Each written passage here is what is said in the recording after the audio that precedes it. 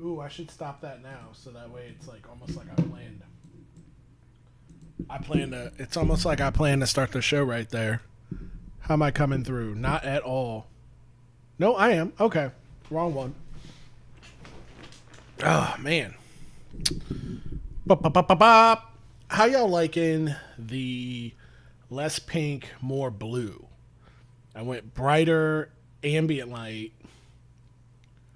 less pink, more blue. Just wondering about that. Let me test out the chickadee chig just to make sure everything's still connected. It is. Phantasmo. Monday, almost October, almost spooky month. Almost the month of Sam Hain and Halloween 3, Season of the Witch. Which is an underrated movie, by the way. I will take no Halloween 3 slander. It's just stupid that it's named Halloween. That is the problem with Halloween 3. It's not that, we can actually, I think while we're doing story time, it feels a little naked just doing story time with no Let's see.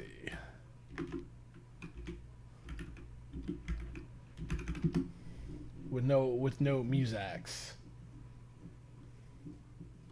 There's one of these that's like spookiness, but we're not doing it.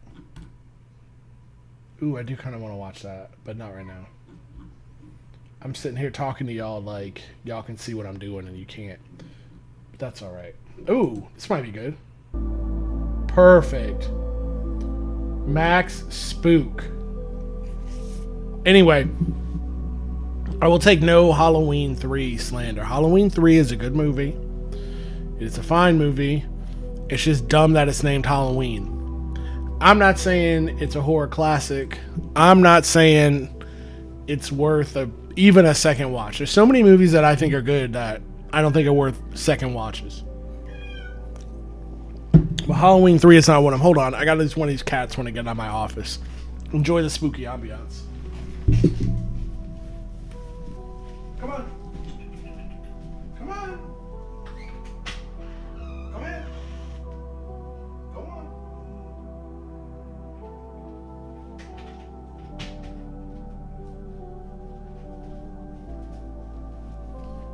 Oh, that's fine. I don't know why we're in that one. Well, why is it that? It shouldn't be. Oh, I know why. Because I'm stupid. Hopefully it wasn't Infinity Audio as well. Either way, doesn't matter. Thank you, Shannon. So I spent the weekend with Shannon pretty much across from the real Camp Crystal Lake. And we did a camp thing. I missed bears. I really wanted to see some bears. Apparently there were bears out, but everybody was being too loud. So the bears ran away. Depressed about that. I really did want to see a bear. Yeah, hung out in the quasi wilderness for the weekend, and it was kind of nice. It was weird not paying attention to streaming, not paying attention. I mean, at night my phone would kind of work, so I could, I don't know, watch Red Note or whatever. Oh, I fully have uninstalled and deleted TikTok because it's like, let's be real. I have 1,500 followers on TikTok without even trying, right? I don't make like a content push. It's just whenever I can't stream and have a wild idea, I'll talk about it on TikTok. And so I've acquired 1,500 followers, which isn't a lot. It's not even micro-influencer status, but it's a lot for somebody that never really put any attention or time into the algorithm and the app. But I've deleted it because we are on to Red Note. I'm not afraid to start from scratch. But what I am afraid of is wasting time. Let's be real about it. You know, there's more reasons why we don't want to mess with TikTok having to do with Israel. Israel is completely retraining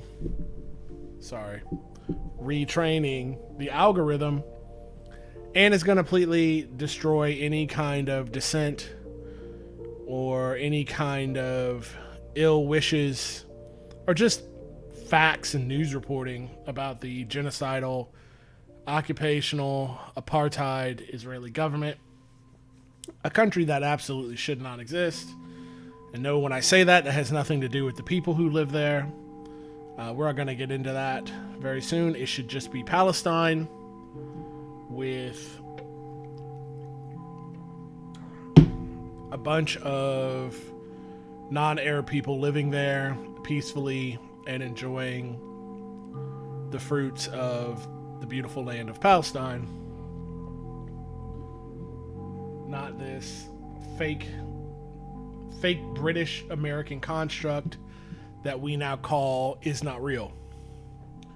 So when I say yes, absolutely Israel should be destroyed, I literally am talking about the country, which is not a person. Countries are not people. Countries don't have rights. Countries do not have rights to exist. People have rights to exist. And the people whose rights to exist have been trampled upon since their land was stolen in 1948 are the Palestinian people, not West Bank invaders from Bushwick that come over and say, literally, if I don't steal your land, someone else will. They have the right to live in a free Palestine, a free, independent, unbowed, unbroken Palestine, if the Palestinian government allows them to live there. And I don't even mean that in an ethno-state way. I can't just pick up and go to Canada here in the U.S., can I? I have to follow immigration rules set by the state of Canada. But that's not the greatest example, because we all know that Canada has the Union Jack dick fully in their mouth, and they are a colony of one of the last colonies of the genocidal, homicidal UK government. I was listening to, on my drive up to the camp, I was listening to a lot of IRA, music. This will make sense. I'll tie this all together. Really, not even, I would say, just a lot of wolf tones. Pretty much because over the weekend, in great news, one of the members of Irish rap group Kneecap, the British government had to give up the ghost, and they said on a technicality they're dropping terrorism charges against Mokara, but that's not why. We all know why. It's because the whole world has turned against Israel, rightfully so, and the UK government, the government who gave away stolen land in 1948 to Bushwick settlers, just doesn't want to be seen as a puppet of Israel. They'll leave that to us, the United States, where our government is fully controlled, lock, stock, and barrel, by the government of is not real. Without a doubt, 100%. And this is not because they are some magical people that were talked about in the end times or in the Christian Bible or something foolish like that. That's not why at all. It's, it's nothing like that. It's money, silly. We give money to Israel to have an unsinkable aircraft carrier in the Middle East. Israel spends that money to take care of its citizens while we suffer and starve. They get things like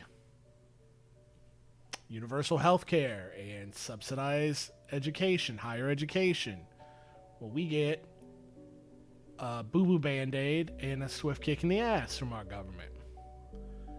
And then they take that money that we gave them to subsidize their existence to turn around and buy off all of our thought leaders, all of our politicians, until there is no more United States government. It's the United States of Israel. And again, I want to be very, very clear. When I say flippantly, with only a small bit of jest, that we are the United States of Israel. This is not, I say that those words are very, very, very, very deliberate and very selective. We are not the United States of Jews or the United States of Judaism. We are the United States of the government of Israel. Jews are good and cool. Being Jewish is cool. Everything about it is cool. Israel, the government, the ethno-state and genocidal state of Israel is not good and not cool and must be destroyed. It's really that simple, but it's not that simple. I'm going to spend a little bit of time thinking about who texted me. Somebody texted me. Oh, okay.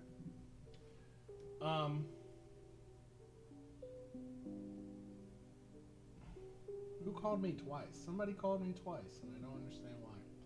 Anyway, who cares? Yes, what was I saying? The poor people who have grown up there, or the poor people who have bought into the lie that Israel is the only safe place for Jews around the world, which obviously is not the truth. Like, any Israeli in Israel who thinks that, like, this is the safest place for Jews, yes, anti-Semitism is real. Like, people for very, very, very bad reasons still don't like the Jewish people. But again, to my Bushwick example, there's no bomb shelters in Bushwick. There's no incoming rocket fire in Miami Beach. You see what I'm saying?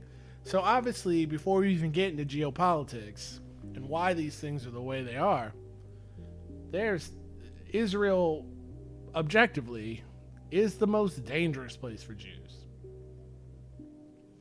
Therefore, if I was a Jew living in Israel, many reasons I'd be getting out. That's one of many. And before we even get to the moralistic reasons of why I'd be looking for the exit, I'd be already gone. But as I sit here and I say that so easily, is that really the truth? Because here I am, living in the Nazi state of America. You know, fascism isn't on the rise. Fascism is not creeping. It's here. We have opened literal death camps where people get black holed and they might die. Who knows? And how they die, we don't know.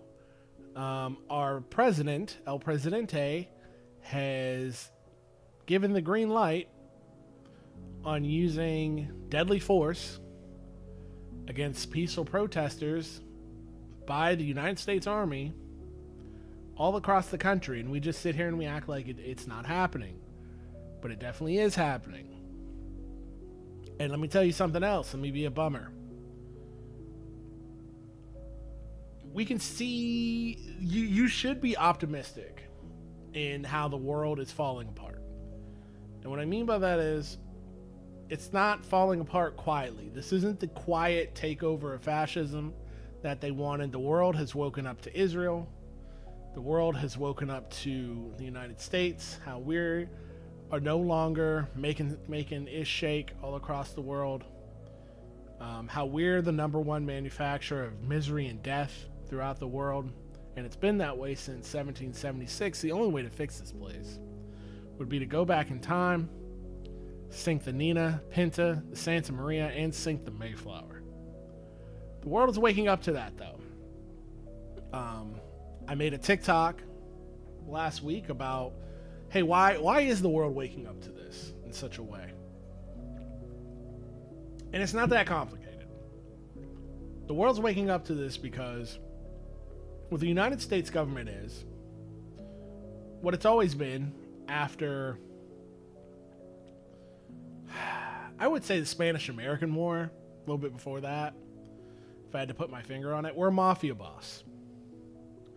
We say, hey, that's a nice country you got over there. It'd be a shame if something happened to it. You either let us rape your country of natural resources, you let us completely take over your country to where you're just a client state. You're a country and you have sovereignty in name only from us. You let us do what we want when we want to your country. But we can assure you no other country will mess with you because you'll have our protection. We'll protect you against the big bads like scary Soviet Union, which I say that in jest, but Soviet Union is a tankies hate me because anybody who could call the Soviet Union not an empire, no, like they're definitely an empire. They're definitely an empire, and they tried it. They tried to take over a large portion of the world. I don't care if they were flying the hammer and sickle. I don't care if they had so-called communism, which, no, it's a totalitarian state that did not serve its own people. A lot of great things the Soviet Union did. A lot of bad things the Soviet Union did that had nothing to do with an economic system called communism.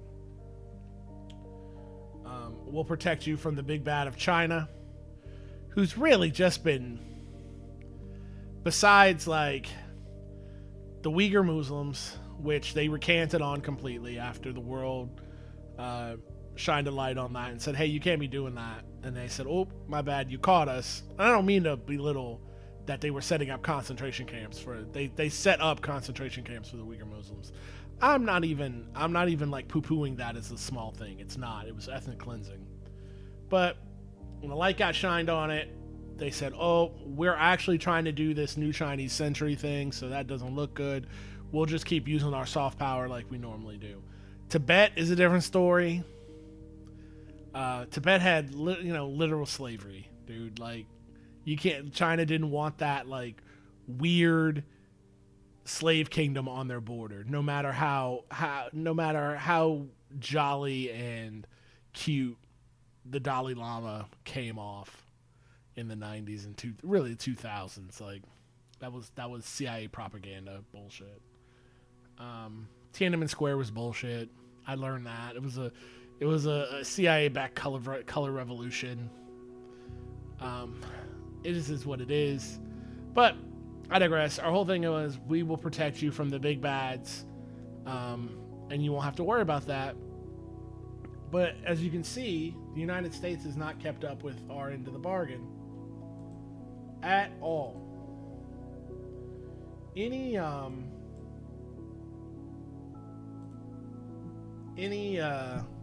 Thanks, people on YouTube as well. Sorry. It's weird watching both chats, YouTube and Twitch.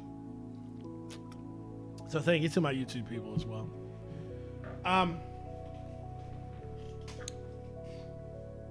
So the United States hasn't kept up its end of the bargain, right? Even just in our lifetime. Like, let's look at Ukraine, right?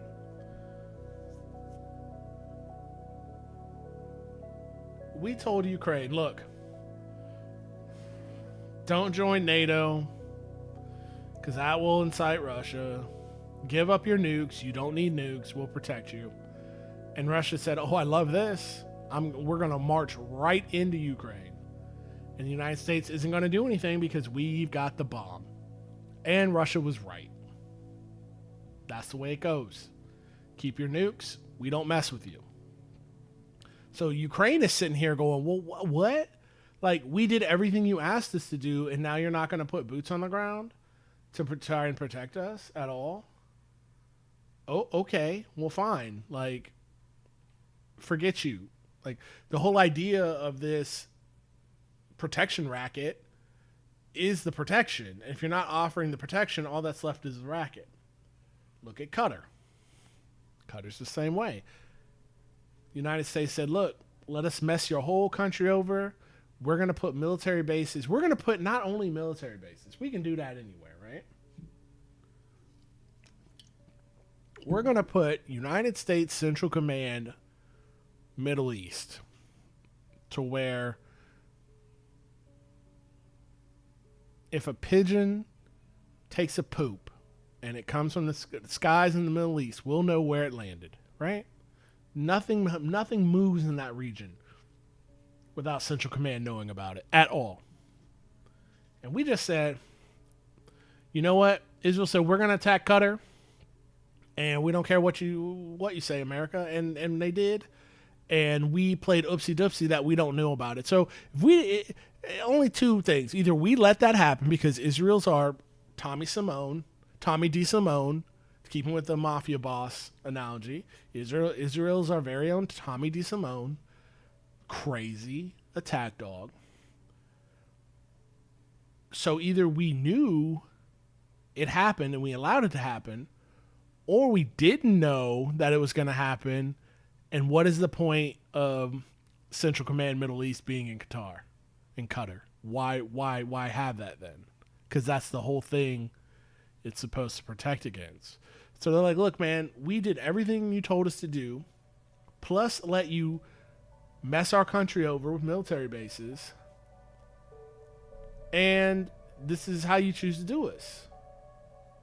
Like, you just let this happen with no repercussion. What is the point? What is the point of this protection racket with no protection? So countries are aligning against us, and I love it. I think it's great. I think if America is not going to completely fall apart, then we at least need to, what happens to us is needs to, what happened to the British Empire is we sunset and we just go away. That would be such a benefit and a boon for the world. But as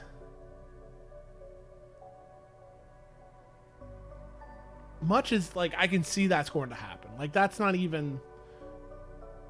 to happen, right? Like, you don't have to be a psychic to figure that out. Things in the interim, when a tiger is old and cornered and dying, that's when they fight the hardest to hold on. So in the interim, it's going to get so much worse for all of us.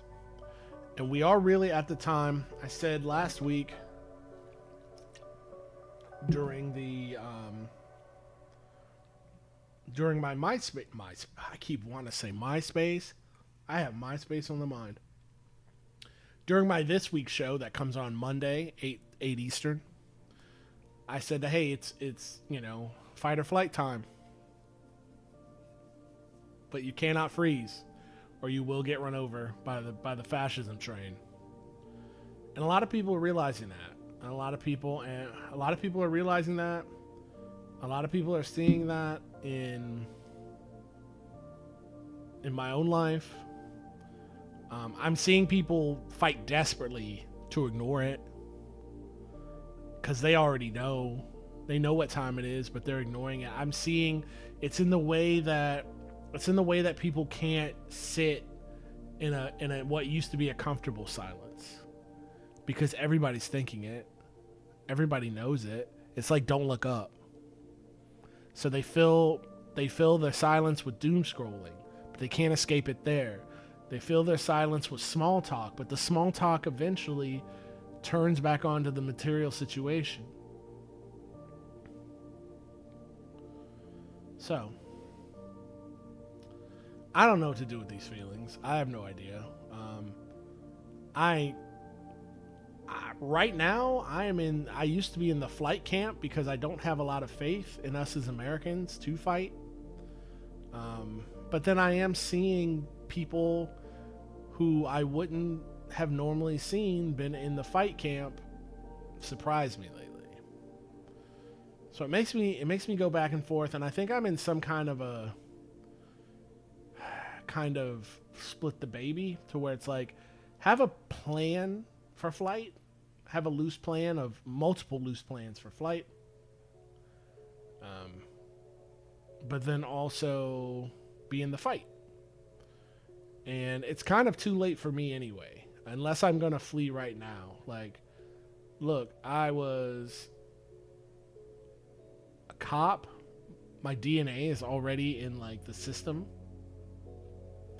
As a Marine Corps vet. I mean, the next people they're gonna go after, obviously, especially after last weekend, they're gonna go after vets. They're gonna go after our organizations like About Face. For sure. Here I am, public profile online. I'm all over online. What is there to hide?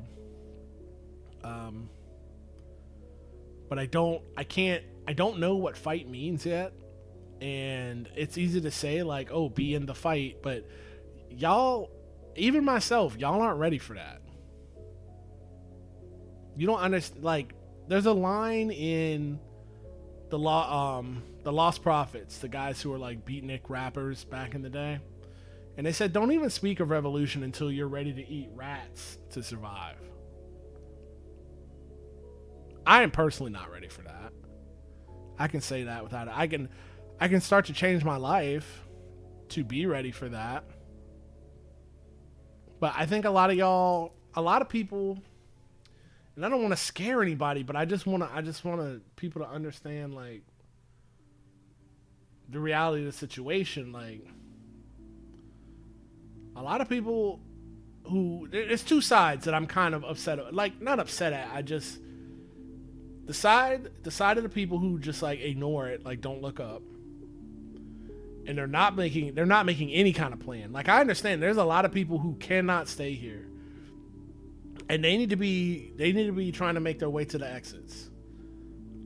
And I think my kind of thing right now is to help those people who cannot stay here make their way to the exits. I mean, trans people, queer people, disabled people.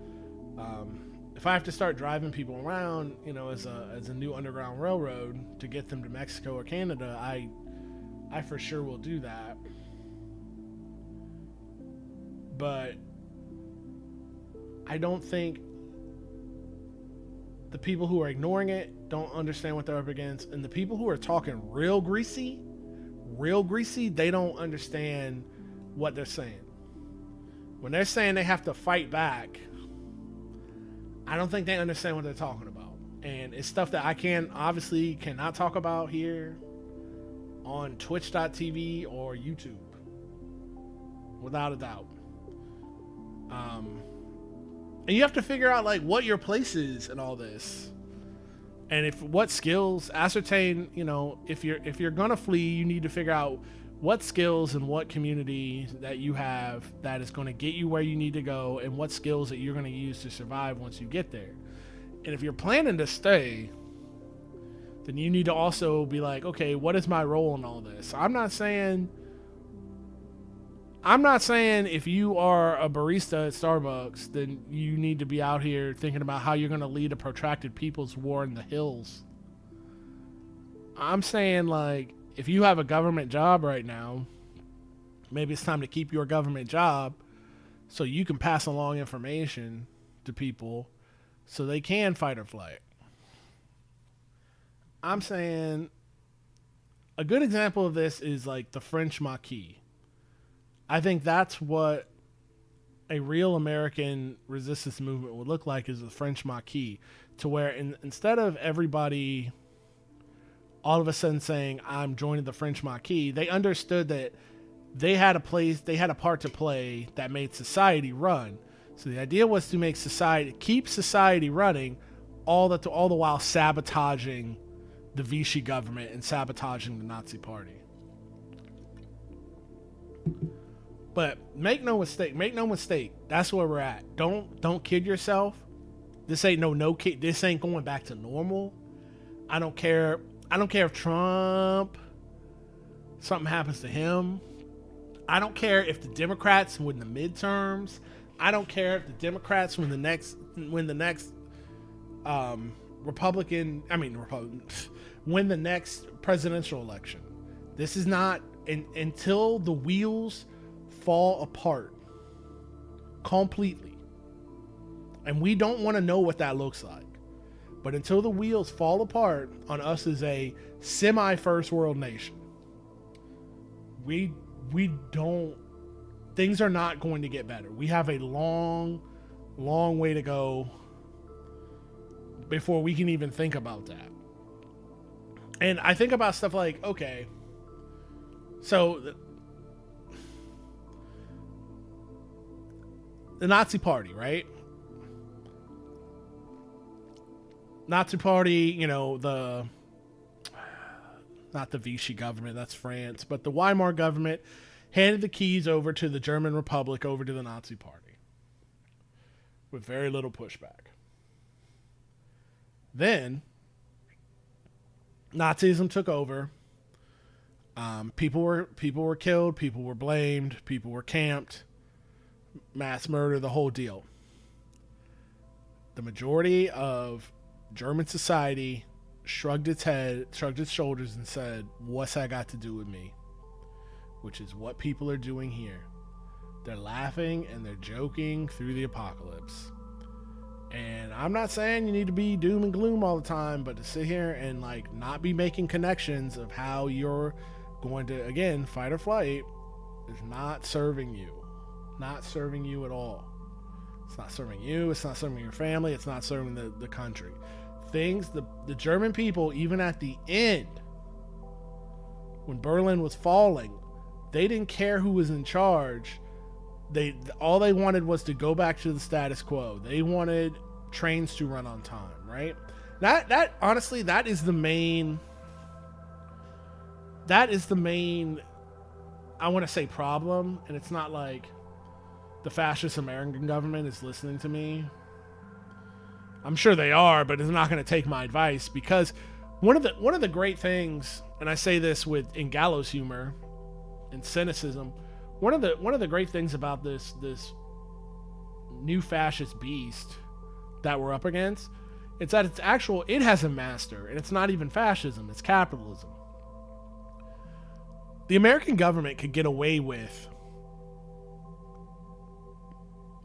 mass death, murder all around the world, exploiting other countries, killing, jailing, torturing its own citizens. It could deal with, the American people would accept their neighbors getting picked up and put into death camps by ICE. We would accept a genocide, a United States funded genocide in Palestine. So I just have to say the words U.S. funded, but it's our genocide. It's us. We're doing, Israel's an extension of us. They're doing it. We're doing it, right? But American people could accept all that. I'm telling you they could. But the fatal flaw is, because of capitalism, if the American people had a chicken in every pot, a two-car garage, an affordable place to stay, to live, a job that they knew they didn't have to have 4 different jobs to run together to try to make ends meet, we could accept all that. We've done it before. It's called the 70s, the 60s, the 70s, and the 80s. The world really isn't any more dangerous, or America's not any more dangerous. We're actually more dangerous in the past and killed more people in the past. It's just that American standard of life was so much better. We just like German citizens, we just wanted the trains to run on time. But because of capitalism won't allow that. It won't allow you to be comfortable. Being unemployed has to be an implied threat that if you don't settle for less, then you'll get none. If you don't put 4 jobs together, then you won't be able to pay the bills. There has to be an implied threat there, because the line must go up. Shareholder value must go up. And that is the fatal flaw, is that these fascists don't even worship power. They worship capitalism. And that's what's got people so... You know what? Great example. That's what has got people so upset and so angry, is that they can't understand, well, my government does all this evil. Then what do I get? What do I get? I pay my taxes, I follow the rules, I don't make a fuss, I don't make a muss. I don't protest my government. I just go, well, it's always something, but I live here in America, so, I should get what? That's what it is. Tim Dillon, I'm not a Tim Dillon fan, but he had a great take on this. I'm going to find it. Made me think of perfectly why. Oh, wow. Oh, wow. People walked out of... Oh, we're going to have to watch that for fun. I didn't know that. We'll watch that after this because it's very... People walked out of a Theo Von show. That's effing awesome. Because, screw Theo Von. Let's see, Tim Dillon. Let me click on that video real quick just so we have it for later. Okay, cool. Tim Dillon propaganda. But Tim Dillon says this perfectly. He says this perfectly. And I hate that he does this in a racist, anti-Semitic way. But what he's saying is true. And I hate that he's trying to be cute here. When I click on the... Well, let's just do it now. Let me cut the music. Uh-oh. See, I have so many windows. Where are you? All right. So let's cut to Tim Dillon.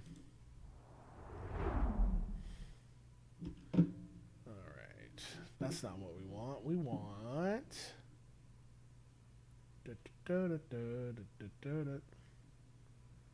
We want display capture. And we want this monitor? No. We want this monitor? Yes. I hate this, honestly. Like, this whole thing, he thinks he's cute and funny doing this, but it's just going to end up getting people killed in the United States, getting Jews killed, and I hate this. But this whole thing he's doing here with the bagels is the Twin Towers and the Manischewitz, I hate it. But what he's saying here is 100% accurate. What is that? Yes. If we had TikTok during the Iraq War, kids would have been going nuts. You know, people were flipped out during the Iraq War, and they were only watching that heavily edited cable news. We had the internet, but you weren't, you know, there were documentaries made, but you weren't getting that live, up to the minute, live feed of what was going on in the world, right? Now you are confronted with every horror. So there is no more news. Here's my point. This is the point. There's always a point. Actually, there is. There's no more news. The news doesn't exist. The news doesn't really exist anymore. Everything is pretty accessible now. You can watch the speeches being given by a lot of the people that are making news. You can watch a war zone on your phone. Does it look like they're avoiding civilian casualties? You know what I mean? All of this is very accessible to you, and you can see it and go, huh, there is no news. Doesn't really matter what Barry Weiss does with the CBS. Doesn't really matter. These institutions are done. We are getting it direct from the source now. We're getting it directly from the regions of the world that it is happening. That doesn't mean we're not subject to misinformation and AI and eventually deep fakes and all of that. Obviously we are. But you have more information now, raw information, in your hand than you've ever had before. Children that are growing up right now are never going to go back to watching the CBS evening news. They're never going to go back to watching the CBS evening news. God bless the Ellisons and Paramount and whoever. It's just a dying brand. It's a dinosaur.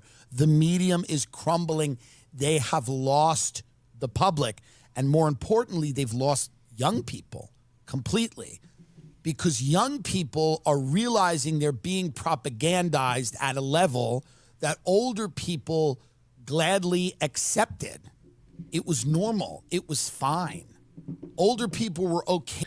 Do you remember what he's trying to say? And we're gonna get back to it, but it just popped in my head. Do you remember when y'all were little and you hit an age where your parents, you know, if you're lucky enough to have whoever, your guardian, whoever, let's say you had Christmas at your house, right? And you're like, oh boy, your parents are like, oh, what do you want Santa to get you? Whoever your caregiver was. What's Santa going to get you? What do you want? You want to make a list for Santa? But you would hit that age where you know damn well there wasn't no Santa, right? But you were like, if I say that, I might not get presents. So I'm going to keep this charade going. And I'm going to say, oh boy, I can't wait for Santa, because at the end of the day, you don't care how the Sega Genesis got to you. All you care about is, you don't care if it says from mom, dad, from grandma, grandpa, pop, whoever, or Santa. You don't care. All you care about is if you have the Sega Genesis with Sonic 2 on day one, on Christmas Day. That's what you cared about. So you're willing to let the charade go. But imagine your parents trying to get you to believe in Santa Claus, but there ain't no gifts.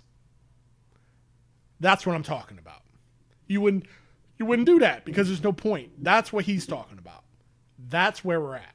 Okay with being propagandized as long as they got a few things out of it. The young people are getting nothing out of it. Wait, you're lying to us and I can't own a house? I can barely have a job.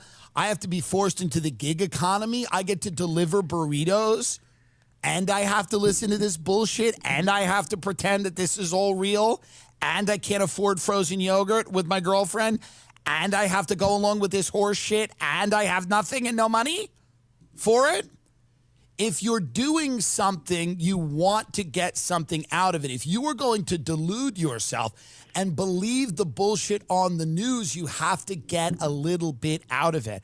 And what Americans got for many years was a patch of dirt, a little driveway, and a chance. This space fam who are in here right now, which Lisa is learning, just showed up. She has a Twitch channel. Y'all should go follow her. I've actually put her in the this space Discord a couple times. It's like people we need to look out for. I know y'all in here. Go follow her, and y'all watch it on what's that other place where we do stuff? I almost said TikTok. We don't do TikTok. We do Red Note. But YouTube. People watching live on YouTube. Go to Lisa's Learning on Twitch. Follow her. She's really cool, and she's not hard to look at either. They don't have any of that anymore. We've taken that all away from them. We've pushed them into a gig economy. We've pushed them into the hellscape of rent that goes up every single year. And the propaganda is actually getting worse. It's getting more disconnected from reality, more Orwellian. We're asking them to believe crazier and crazier things and taking away the little bit that most people had. People don't want to be billionaires. People want a house, a family, a little retirement plan, some money in the bank if there's an emergency. They want health care. They want some kind of steady job. They want a community with people that share their values. They're getting none of that right now. They're getting none of that. They're getting Kris Jenner's third head. Kris Jenner has a third head. And everybody's excited by it. People will tell you, the people that don't have any of those things will tell you that they like Kris Jenner's new head. Or they're excited that Taylor Swift, a billionaire, is going to marry Travis Kelce, the man who was birthed by Pfizer. And people have to live vicariously now through that. Why are the kids turning on the engines of propaganda? Number one, they're too smart. The technology is there. They know they're being lied to. Here's number two. You're taking all of the things away from them that this entire system was supposedly... That right there. Like I said, people in America will put up, people around the world, we will put up with anything. And I mean this cynically, as it's like, we are, as a species, we are lazy. We will put up with anything, good or bad, until it becomes uncomfortable for us to stay in the same place. Therapists will tell you the same thing. That's why they'll say people will not change until it becomes more comfortable, the idea of change, than their whatever they're going through right now. That's the wrong way to put it. I use way too many words, but they will stay where they're comfortable. I have a clip for this. I have a clip for this too that explains this. They will stay where they're comfortable until they're no longer comfortable. We will put up with anything as a species because we are lazy, and that's not a bad thing. We just need to use that to our advantage. So if we know people are lazy, then we need to make society really, really good, so that way people don't feel disconnected from their labor and from the rest of society. And they're like, hey, I've got it pretty good out here. I'm not going to go hit an old lady in the head with a brick. You know, I don't have to worry about my material needs. Life's pretty great, man. That's why I'm not going to do crime, because people are lazy. Lisa says, hence why people stay in mediocre relationships no matter how much I tell them their man is pathetic and smells funny. That's something for another topic, but I see where you're going with that. Shannon is still in there. She would call that existential kink, because some people just like the smoke. But that's something for a lower time that I do want to touch on, just not right now. But yes, you're kind of correct. But yeah, so we just have to use that laziness to our advantage to better society. But as soon as people are like, hey, this system no longer works for me, I'm seeing a lot with older people, honestly. Younger people, like when I say younger, anybody under 40 who are still like, you know what, I can change the world. I'm optimistic about things. I can get out there and do it. To where like older people are like, look, I followed all the rules. I checked all the boxes and my life sucks. Nothing's worked out for me here in America. So why should I have to believe this bullshit, like Tim's saying? Purportedly set up to help them achieve. So if I'm a member of the ruling class, I'm going, what are we doing here? What exactly is happening?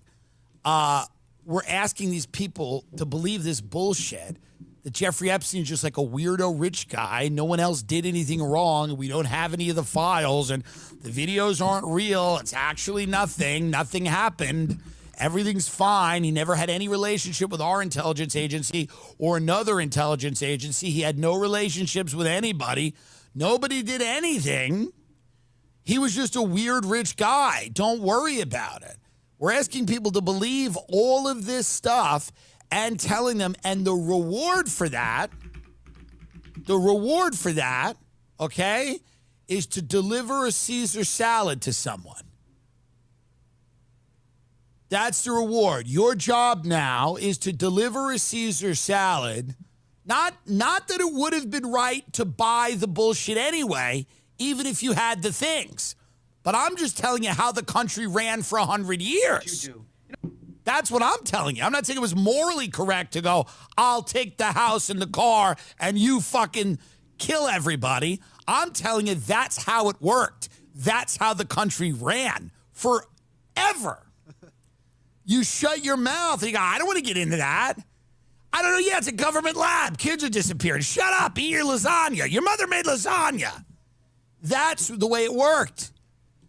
Now everybody's, in a broken home trying to get some job as a personal assistant, for some woman who's on her third head. So you're scrounging around your car to find change to get Del Taco, and you're getting a call from a woman who's bandaged up because she has her third head, and she's asking you to go to the pharmacy for her and get the injection. Right. Or you can't afford medical care because even if you're lucky enough to have a job that has insurance, that fucking copay is a motherfucker. And you got some bitch on your phone telling you about how she's got the one and only 24 karat gold Labubu. Something's not adding up. So it's like, why are we going to settle for this? This is why this society is going to fall apart. Has nothing to do with the violence. We could deal with the gun deaths. We could deal with, if they were just, all you younger folk out there who are into the worst battle royale thing ever, which is, oh God, you know what I'm trying to say? Not Squid Games, but Hunger Games, right? If it was like Logan's Run and somebody had to pay tribute every year, so that way we could, it was like the Aztecs, and every year we marched a certain amount of people up to the top of fucking Mount Rushmore, and we took out their heart and we showed it to you, and then we showed it to the crowd and kicked them down the hill. We would accept that if the trains ran on time. But what we will not accept as a species is some bitch talking to me about Labubu when I can't afford food. You understand? Action she needs to inject into her face so that it doesn't fall off. And then you're going on your phone and all you hear is, help me! I'm being burned! My family is being burned! Why are you doing this to me? Why are you burning me? Do you see how it's an unsustainable model? Do you see that? Do you understand that? Am I completely... You know what's interesting about these Trader Joe's bagels? They look better than you think they would. They actually aren't.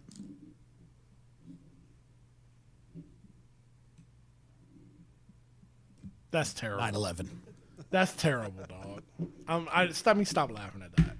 I don't like that. I wish he was so on a thing, and then he ended it with like the Jews did 9/11. I fucking hate that. I'm not even joking. That's not a joke. That's not funny.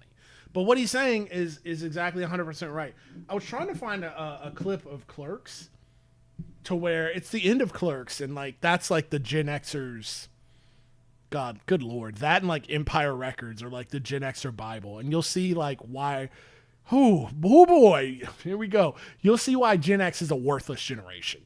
When you sit down and I used to think Clerks was funny when I was a kid, and I was like, ha ha ha, these guys are so cool. But like, no, Randall's cool. Dante's a piece of shit. He is a absolute piece of garbage. But there's a scene where it's the end of the movie, and they're talking about, I can't remember the context now. It's like, oh, you're probably going to get fired or whatever. Randall, Dante's not even supposed to be there. It's his day off. Cry me a fucking river. But Dante's saying, when he was a little kid, he used to shit his pants because he didn't want to bother anybody to ask to use the bathroom. And it's like he because it was more comfortable for him to shit his pants than to ask to use the bathroom. And it's like, well, that doesn't make any sense. But in the American psyche, it makes all the sense in the world to where we will, instead of asserting what is right, hey, I'm a child, I'm a human being, I have a right to use the restroom like a human, like we've established as humans, he would rather make other people feel comfortable around him. That's what we are as a species. And there's nothing. And I'm not saying you have to go out and be like, I'm going to super assert myself and I'm not going to take anybody's feelings. No, that's not it.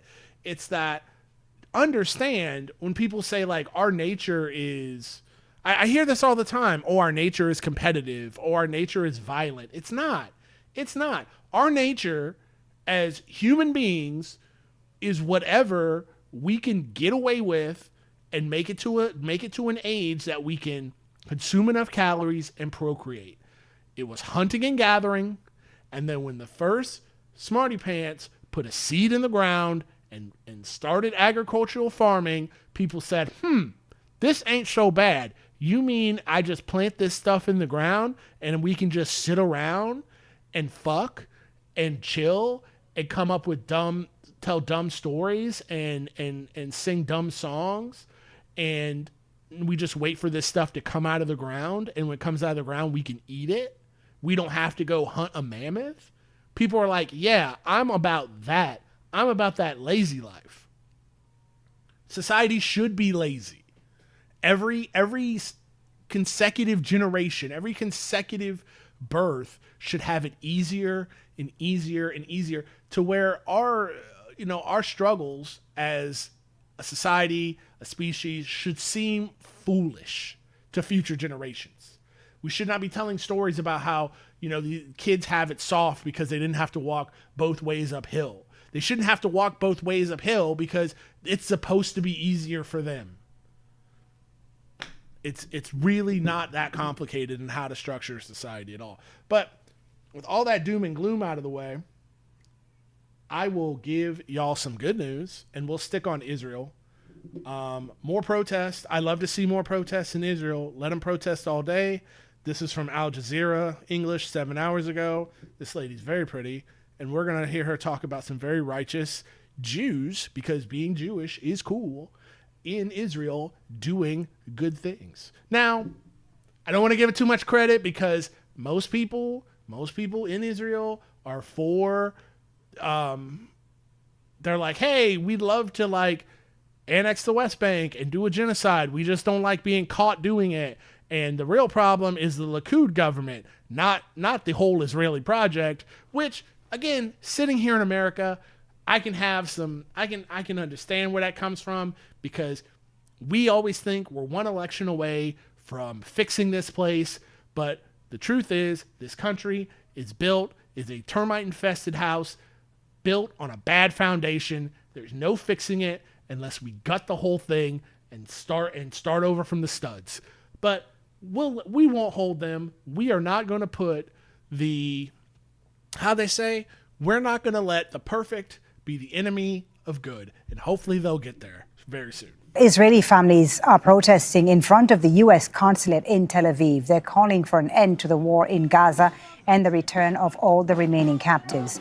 Netanyahu is under increasing pressure to secure a ceasefire deal with Hamas. Israeli authorities say they believe about 20 captives are still being held alive in the Gaza Strip. Hamda Salhu joins us now from Amman, Jordan. She's there because the Israeli government has banned Al Jazeera from reporting in Israel and the occupied West Bank. So pressure from the families of captives, but also pressure on Prime Minister Netanyahu from his governing coalition.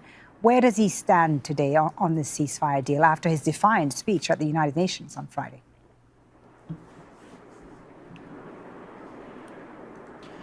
Well, in the face of mounting domestic pressure, the Israeli prime minister still hasn't really signaled where Israel stands in the course of a ceasefire deal and what they are willing to agree to and concede on. It will be a huge... I'm not trying to be cute, but like, that is not this woman, this very beautiful woman, by the way. Like, that is not her real voice. That is, where do you learn that newscaster voice?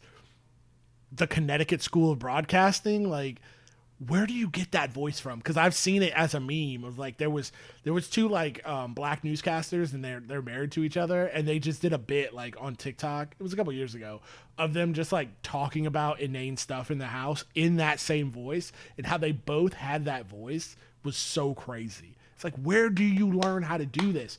I wrote for my high school newspaper. I never did any broadcast journalism training, and it's like, they hire a lot of Minnesotans for newscasting. So is that like a Minnesota voice? That's like a Midwest voice? Like, this is a question for Chat. This is why large language models exist. This is why ChatGPT exists, to answer my innate go nowhere rabbit hole autistic brain questions. Because this is definitely like, I'm not saying it's even fake because it's real. It's just a thing you do. It's just like news. I was going to say news speak, but that's Orwellian. That's what Orwell talked about in 1984. This is different. This is something else that I cannot put my finger on. Huge, devastating loss for family members of hostages and the greater Israeli public if Netanyahu returns to Israel empty-handed, because this is his fourth time in Washington, and each time they were expecting him to come back with something tangible, which never came to fruition. So while Netanyahu is up against the Israeli public, he's also up against his right-wing government, who is opposed to a deal and wants different things. They want to keep moving forward with the war effort, expanding military operations. They want annexation of the occupied West Bank, and they also want to expel the Palestinian population from the Gaza Strip and build... What did Uncle Robert tell you? It's not like, oh, we're doing such a bad thing. It's going, hey, we got our hands caught in the cookie jar and everybody hates us, so can we just like make it look like we're not doing a bad thing while we do the bad thing? That's not going to work, buddies. That's not going to work. But keep going. You might get there one day. Build illegal settlements there. So if Netanyahu is walking this tightrope with his biggest ally, U.S. President Donald Trump, he's also walking a very fine line with his government that's at risk of collapsing if there's a deal and they're not in favor of it. Right. And the question now is whether Netanyahu will be listening to the Americans, or will he once again take his political considerations into account?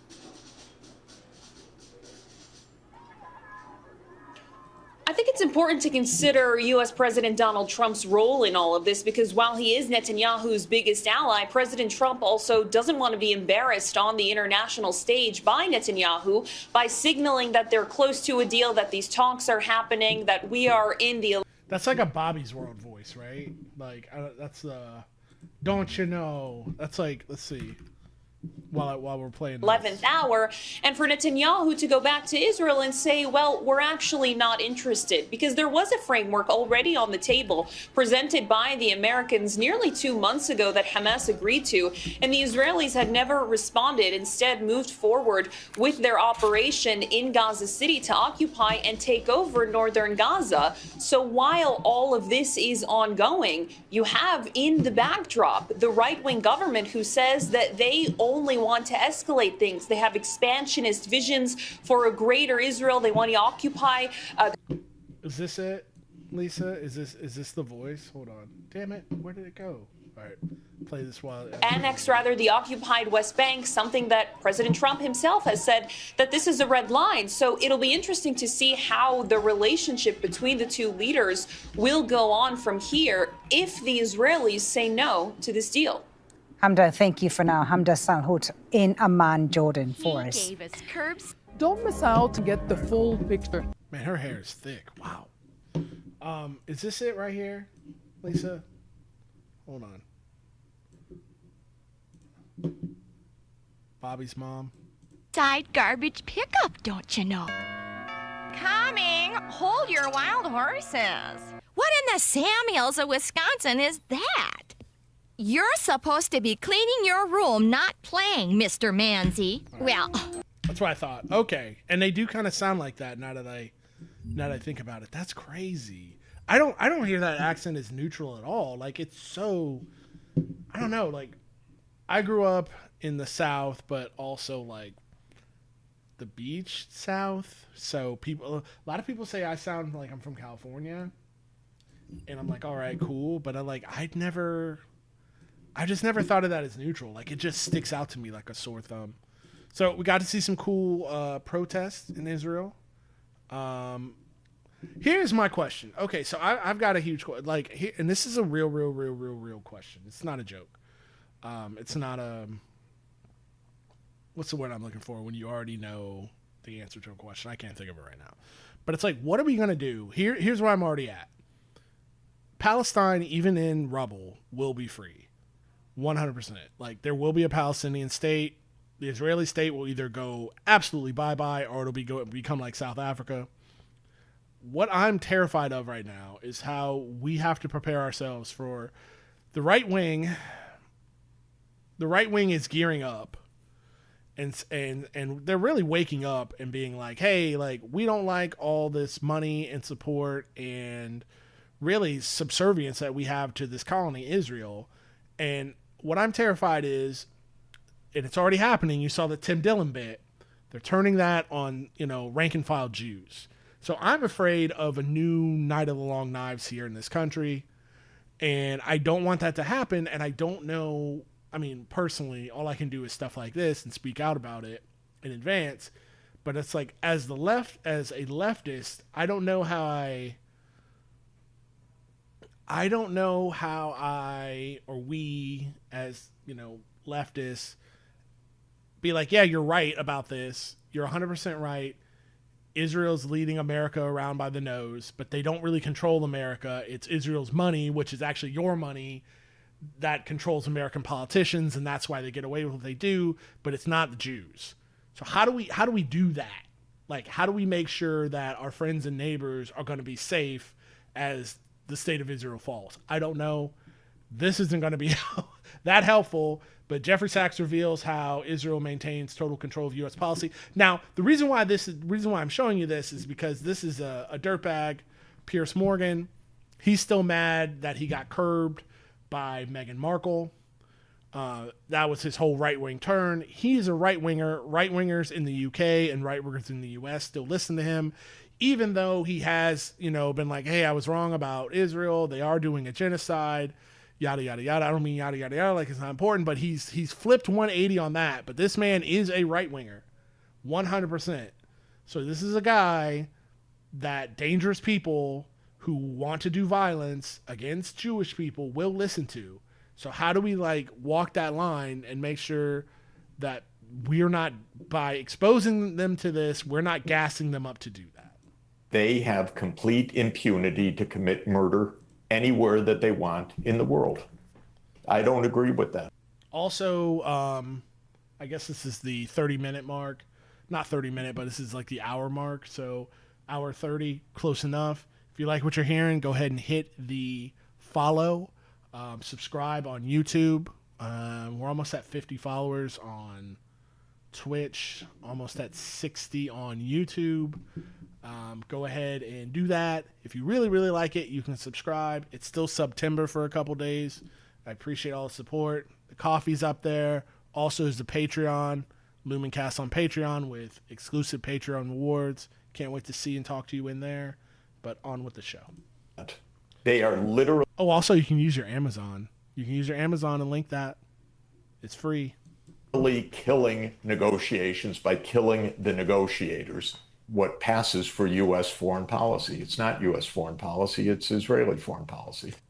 Jeffrey Sachs just revealed how Israel maintains total control over U.S. foreign policy on Piers Morgan's podcast, citing examples from Gaza, Iran, and the recent strike against negotiators for a ceasefire in Doha.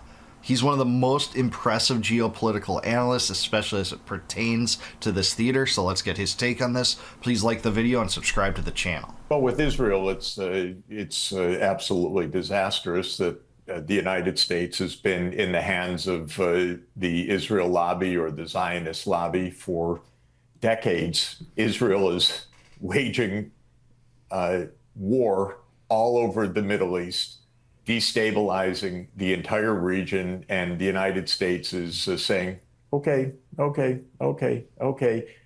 Even President Trump said, as Israel is now in war in Gaza, the West Bank, Lebanon, Syria, and I mean war. It's on the ground fighting in Yemen, in now Qatar.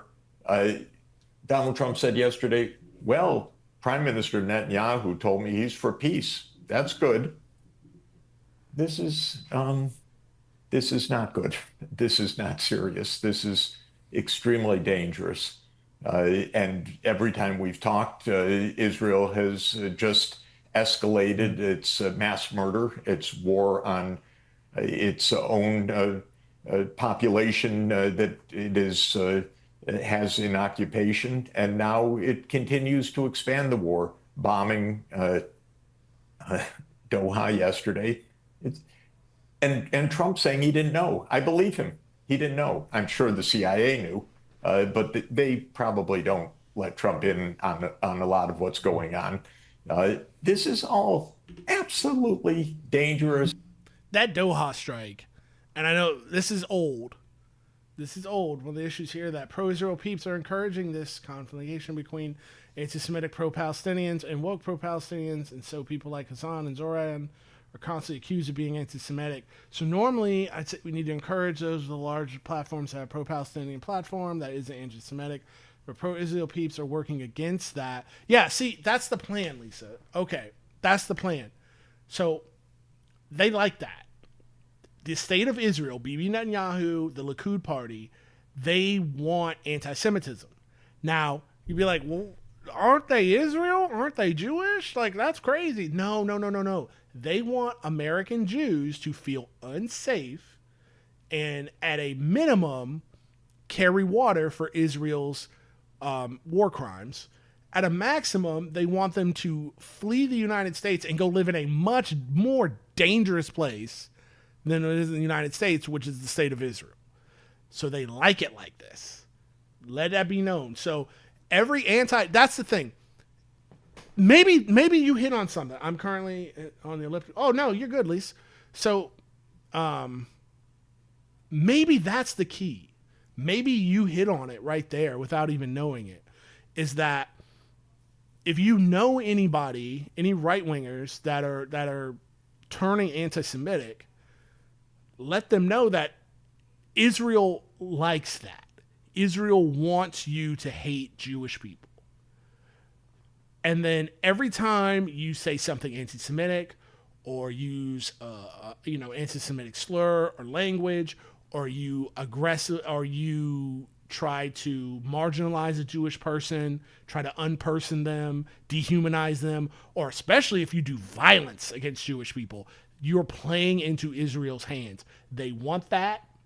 The United States government wants that, so they can justify their atrocities all around the world. Maybe that's the key. That might be, you might be onto something. Reckless and a very sad commentary on what passes for U.S. foreign policy. It's not U.S. foreign policy, it's Israeli foreign policy. Yeah, it sure is. I mean, he said it all there. I completely agree. The only kind of difference I'd have with him is even calling what's happening in Gaza a war. a war pertains to two sides vying, against each other. But actually what you have there is a genocide where one side is essentially defenseless with few people standing up for it. Hamas being wiped out mostly as a fighting force. They're not even hurling rockets into Israel anymore. And they haven't for months, since April, I believe.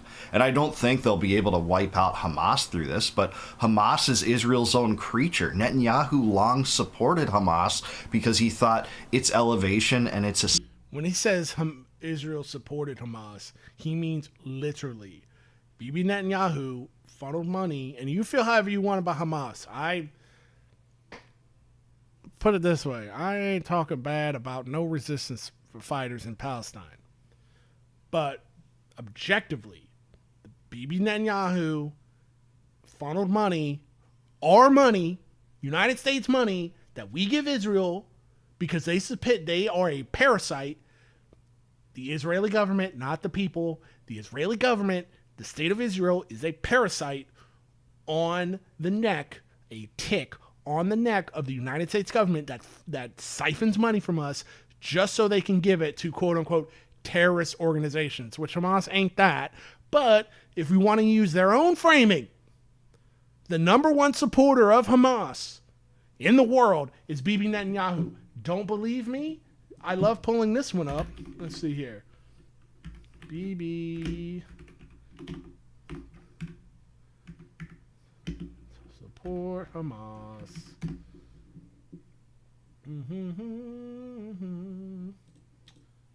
This little this little leftist rag, and I say that obviously I'm being sarcastic, called the Times of Israel. For years, Netanyahu propped up Hamas. Now it's blown up in our faces. No thanks. For years, various governments led by Benjamin Netanyahu took an approach that divided power between the Gaza Strip and the West Bank, bringing Palestinian Authority President Mahmoud Abbas to his knees while making moves that propped up the Hamas terror group. Let's see here. I want to even see... So we're not going to spend all day on this.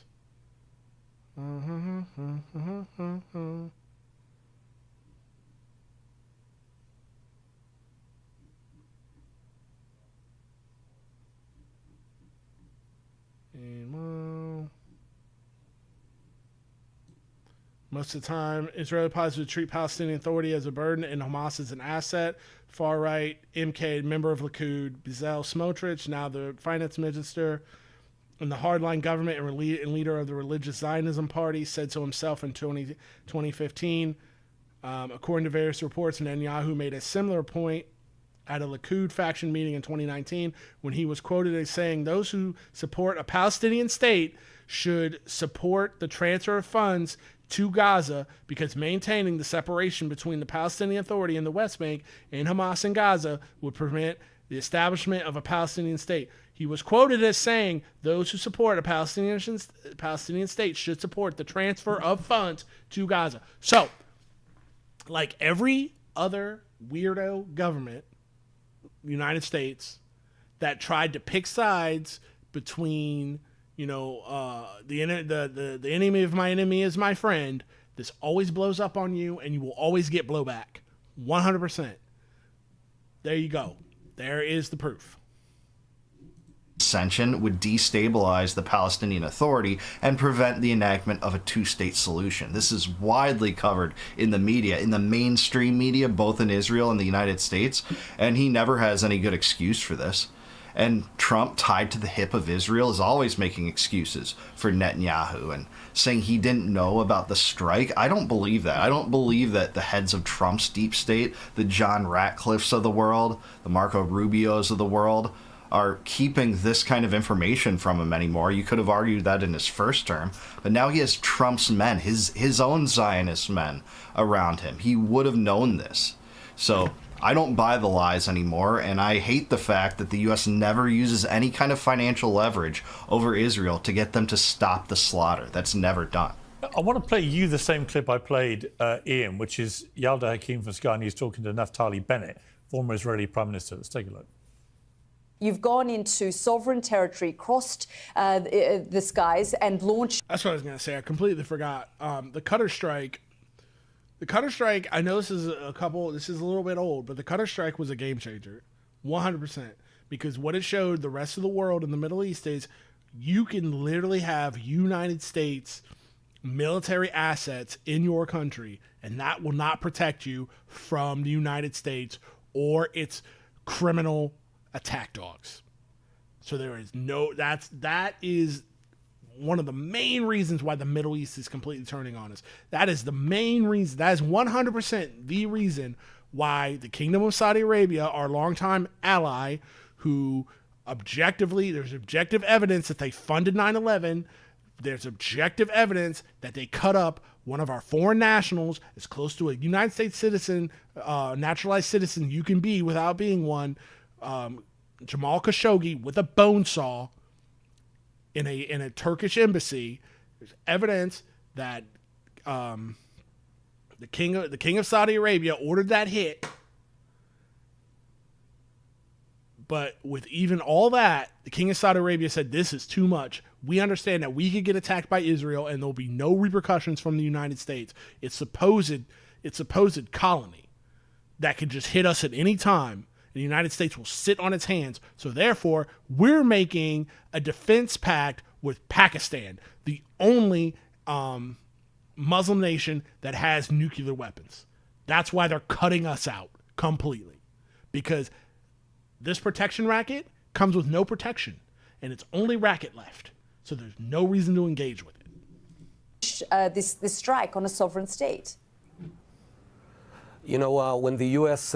went out and took out Osama bin Laden in Pakistan, they didn't notify Pakistan in advance. That was also a sovereign country.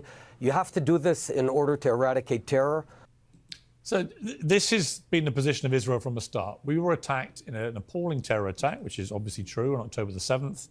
And we were then wedded as a policy to eliminate Hamas. And we will do that wherever Hamas is. Their argument is the Hamas leadership have been based a lot of the time in Qatar, in Doha. They got information clearly that they believed a number of the leaders were going to be in this particular building, and they attacked it. And what is the difference, they say, between that and what America did with Osama bin Laden in Abbottabad? Well, I'll tell you some similarities. Indeed, the United States put Osama bin Laden on the CIA payroll in the 1980s. Similarly, Bibi Netanyahu put Hamas on the payroll. We all know that it was Netanyahu who went repeatedly to Qatar to tell Qatar, pay Hamas. They were funding Hamas. Yeah, over $1.8 billion of funding went from Israel to Hamas through Qatar. Qatar was the middleman because Israeli banks didn't even want to deal with this, with trying to fund this obvious terror group. And Netanyahu apparently had some pushback within his circles, but he boasts about this. If you see the Bibi files, you can see this, where he boasts about the fact that he controls the height of the flame. It's like the Godfather theory. He's saying this on video, saying that the quote from the Godfather, you keep your friends close but your enemies closer, that's how he justified this, and it's atrocious. Sachs is also right about CIA support for the Mujahideen fighters against the Soviet Union in the late 70s and early 80s. Arms flowed from the CIA to Pakistan's ISI, that's like their CIA, and then flowed into the hands of Afghan fighters that included militias with people like bin Laden fighting against the Soviets. And no, I'm sorry, Naftali Bennett is wrong. Israel doesn't maintain the right to kill Hamas everywhere. They maintain the right to kill Palestinians everywhere, because that's who's being offed in mass numbers. Even if you trust their data that was leaked a few weeks ago, Glenn Greenwald covered this story, 83% of the people they have killed in Israel, according to Israeli intelligence, have not been Islamic Jihad or Hamas. They've been innocents. So you can't tell me the women and children pulled up from the rubble are Hamas. I'm sorry. So yes, there's a lot of the similar duplicity, but basically Israel is... And not to be that guy, but I guess I'm going to be that guy.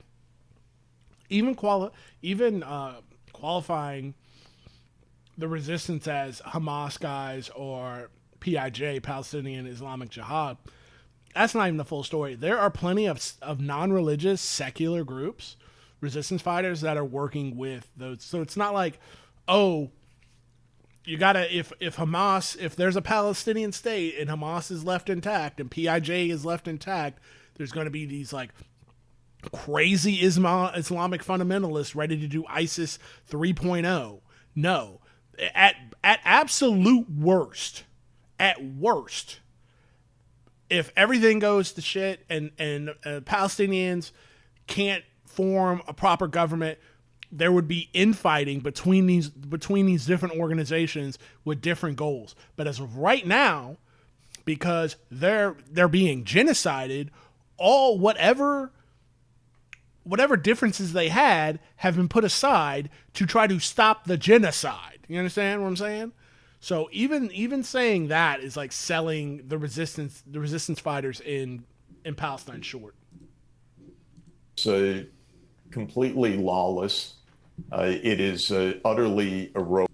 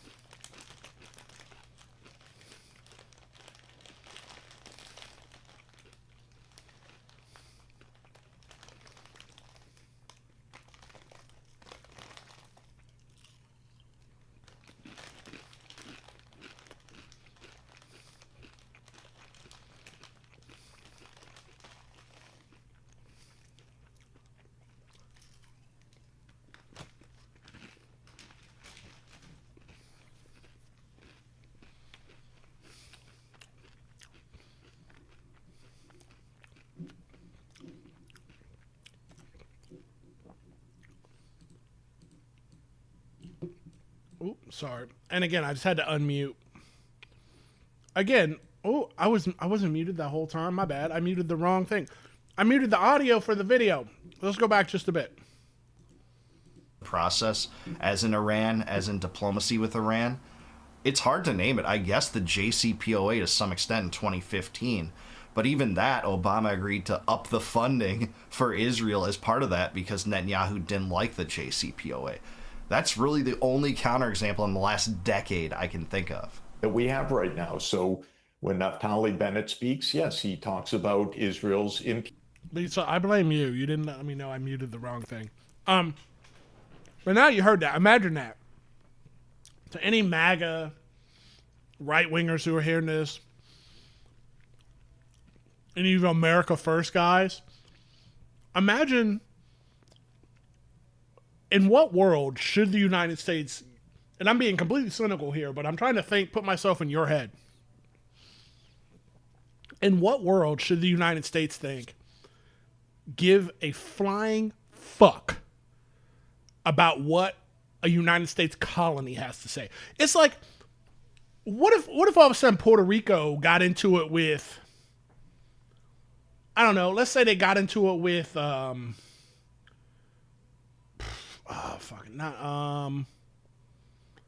Jamaica. And Puerto Rico was just popping off, going crazy. They were like sending whatever military assets they had on their own and killing Jamaicans and just going crazy and be like, Jamaicans are subhuman, we're going to kill all the Jamaicans, right? And we said, stop that. United States Commonwealth, stop that shit. We got no beef with Jamaica.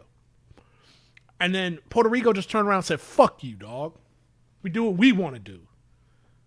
And we dare you to do something. That's what you're talking about. That's what you're talking about.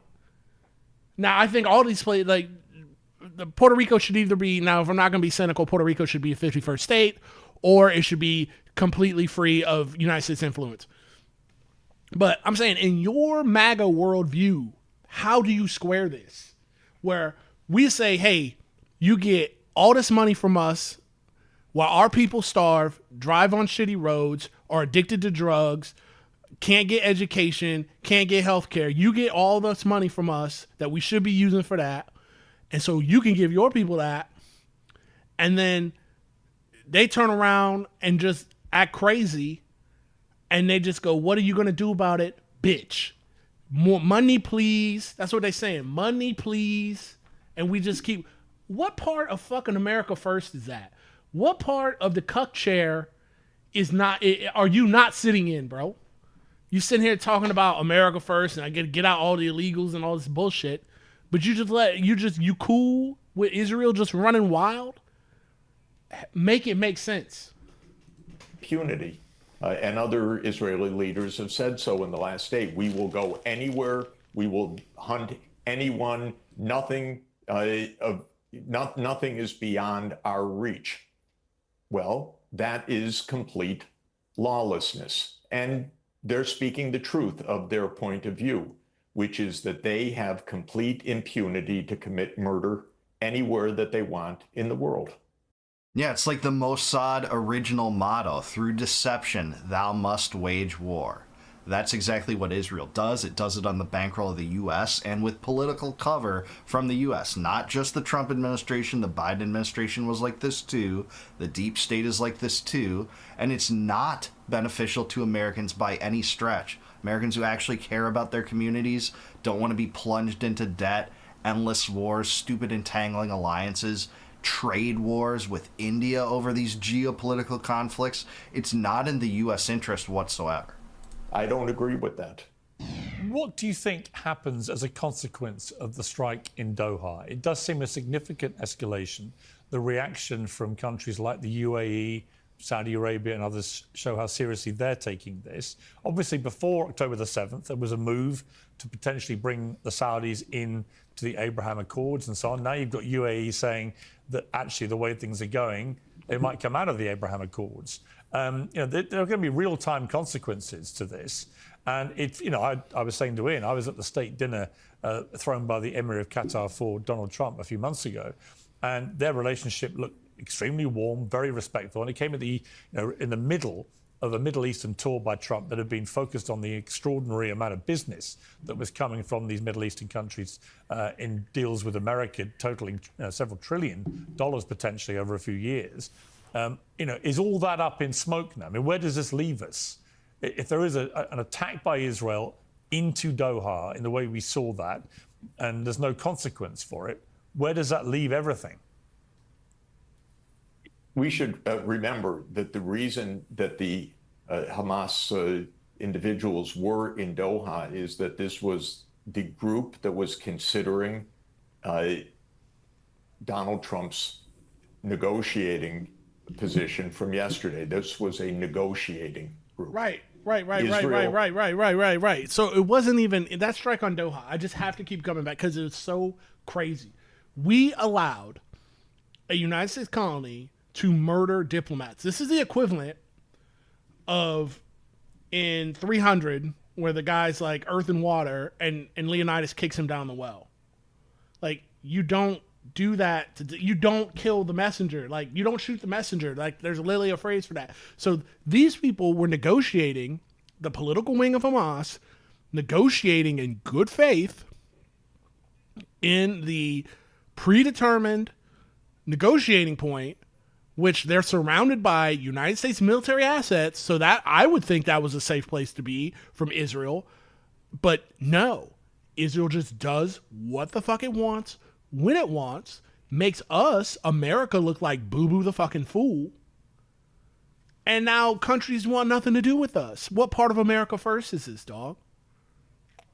Tell me how that works. I cannot understand unless you're just like, oh, I like to watch the libs cry. And by libs, I mean, I can't even watch them cry because it's headless Palestinian babies that make the libs sad. That's how far away from a human being that I have become that I can like support And I can support that as a fucking meme. And I think it's cool. But when Charlie Kirk gets hit from some unknown direction, Candace says it's a little fake. And it might be a little go. Some unknown direction, according to y'all people. But if I say Charlie Kirk wasn't a nice guy because of this, and this, and he said that we needed a certain amount of gun deaths in this country to water the Second Amendment or whatever bullshit, and he got it how he lived, all of a sudden I'm the bad guy. So much for the tolerant left, but y'all are cool because it makes me sad because I'm too empathetic, I'm too soft-hearted, that I don't want Palestinian children blown up with my own tax dollars, with my own money. Y'all think that's a laugh. Y'all think that's a chuckle. Okay. Again, unpack your thinking. Make it make sense to me. Because I am really trying hard. But it's like, I feel sometimes I have a better chance of touching the moon than figure out what's in a right-winger's head. Does not want negotiations. Israel, every time that there are negotiations, tries to kill the negotiators. I mean that literally, not figuratively. It doesn't try to kill the negotiations. It tries to kill. And they did that strike on Qatar. And they did it with, they put United States military assets in danger. And they didn't even kill the people that they were trying to kill. All them people survived. It's crazy. They're genocidals. They're genocidal. They're constantly giving us, the United States, the bird with the money that we supply them, and they're bad at their job of being a homicidal, genocidal ethnic state. Make it make sense. The negotiators, when the United States and Iran were negotiating over the status of Iran's nuclear program, they were entering the sixth round, and if you looked at what the negotiators were saying on both sides, they were making progress. That's precisely why Israel launched its so-called 12-day war on Iran, to stop the negotiations. This yesterday was an attack to kill the Hamas negotiators, who have said several times that they want the permanent ceasefire that the United States has been pushing. Israel wanted to kill them before they could say that. Why? Because Israel's vision of this particular government, though it has, unfortunately to say, wide backing in the Israeli public, is that Israel will control all of Palestine, and it will either kill the Palestinians or it will ethnically cleanse them, expel them, or they will live under complete Israeli domination. And yeah, he's exactly right. The hostages serve only as a propaganda tool for the Israelis. They could have gotten all the hostages back. Hamas actually was exchanging hostages throughout that first ceasefire organized by Donald Trump that Netanyahu violated and Trump apparently green-lighted the violation of. So they didn't even want all the hostages, because taking them off the table takes away the pretext that Netanyahu needs to justify the Greater Israel Project, to justify the total. All right, so this video is good. Let's move on. We got the point here. This is from Young Turks 3 days ago. Trump, I promise Netanyahu doesn't control me. He absolutely does, and there's no reason to it. I mean, unless you are an old man, like, I got so many thoughts on this to where, like, I'm trying to put my head into a Donald Trump and trying to put my head into a Trump voter, and, like, obviously Netanyahu has this man by the short and curlies for some unknown reason, right? Well, we probably do already know. It's probably Epstein files, but again, like, I'll talk about it later. I'm going to crank this real quick and then grab a phone charger. My phone's dying. I'll allow Israel to annex the West Bank. No, I will not allow it. It's not going to happen. Also, it's top of the hour, so give you my an ad, no ad. Don't run ads on this channel. Don't do it at all. But the only way I can do that is through your support. A follow is great. That gets more people out to see this, gets me higher in the ranking. I really appreciate it. If you really, really love what I do, you can subscribe. It's still September. I also have a Patreon, Lumencast on Patreon, where you get exclusive awards. And then if you're outside of the country and you don't want to do any of that, also have a coffee. Coffee link is in the top left. Thank you guys for watching. Be right back. Did you speak with Netanyahu about this? Yeah, but I'm not going to allow it. Whether I spoke to him or not, I did. But I'm not allowing Israel to annex the West Bank. There's been enough. It's time to stop now, okay?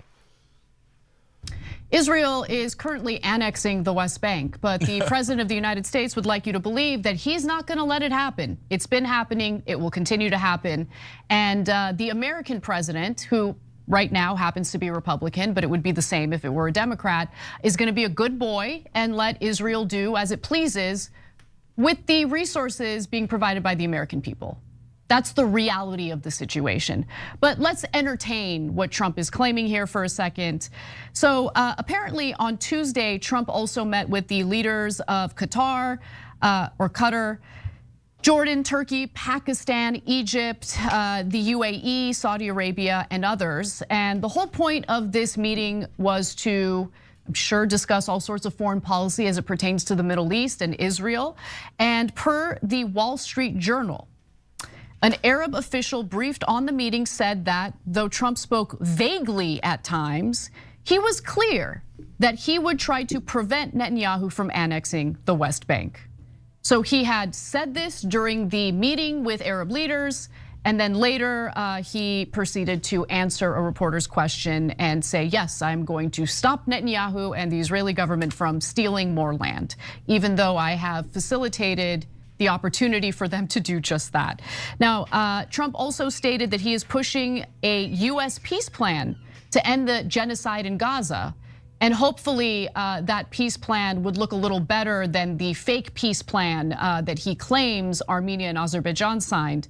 But let's just talk about what Trump claims he's going to do through this plan. It would include an immediate ceasefire, which Israel has shown over and over again it has no intention of doing. A gradual Israeli withdrawal from Gaza. Let's all pause for laughter. Israel's not going to do that. The release of all hostages, which Hamas has offered to do over and over again in return for a permanent ceasefire. Israel has not signed on to that. And an interim government for Gaza without Hamas. It would instead be headed by Arab and Muslim majority countries in the region. Now that sounds amazing. That's not going to happen. So he can go ahead and promise everything that he wants to promise. He's going to claim whatever he wants to claim. But nothing will change unless the United States government stop borrowing money to then send over to Israel so they can buy American bombs to slaughter people and steal more land. That right there. That right there. That right there. They don't control they don't control the government. It's not like a Manchurian Candidate situation where like Israel has the Mossad and the Shin Bet have moles at the top of our government. No, there's no need to. It's just money. It's just they take the money that we give them and they give it back to our politicians through AIPAC and J Street. It's that simple. So the politicians are bought and paid for, and they do Israel's bidding. And they're no longer doing the people's business. They're doing Israel's business. These are politicians who they have an Israeli AIPAC handler or a J Street handler. And they do what they tell them to do so the check will clear. That's it. It's not Elders of Zion. It's not magical money people. It's not super secret Bilderberg conspiracy. It's just follow the fucking money, period. And he's not going to stop facilitating that. So as long as he continues that whole process, Israel will do as it pleases. Because as Tucker Carlson has said, well, I don't want to put words in his mouth. Let's remember what Tucker Carlson said recently. Bibi's running around, this is a fact, I'm not guessing about this, because I talked to people he said it to, is running around the Middle East, his region, and his own country, and telling people, point blank, just stating it, I control the United States. That's it. That's all it is. And if you're an American voter, I won't even say a Trump voter, if you are a mainline Democratic voter or a mainline Republican voter, understand that your favorite politician, your stand, I don't give a shit who it is, if they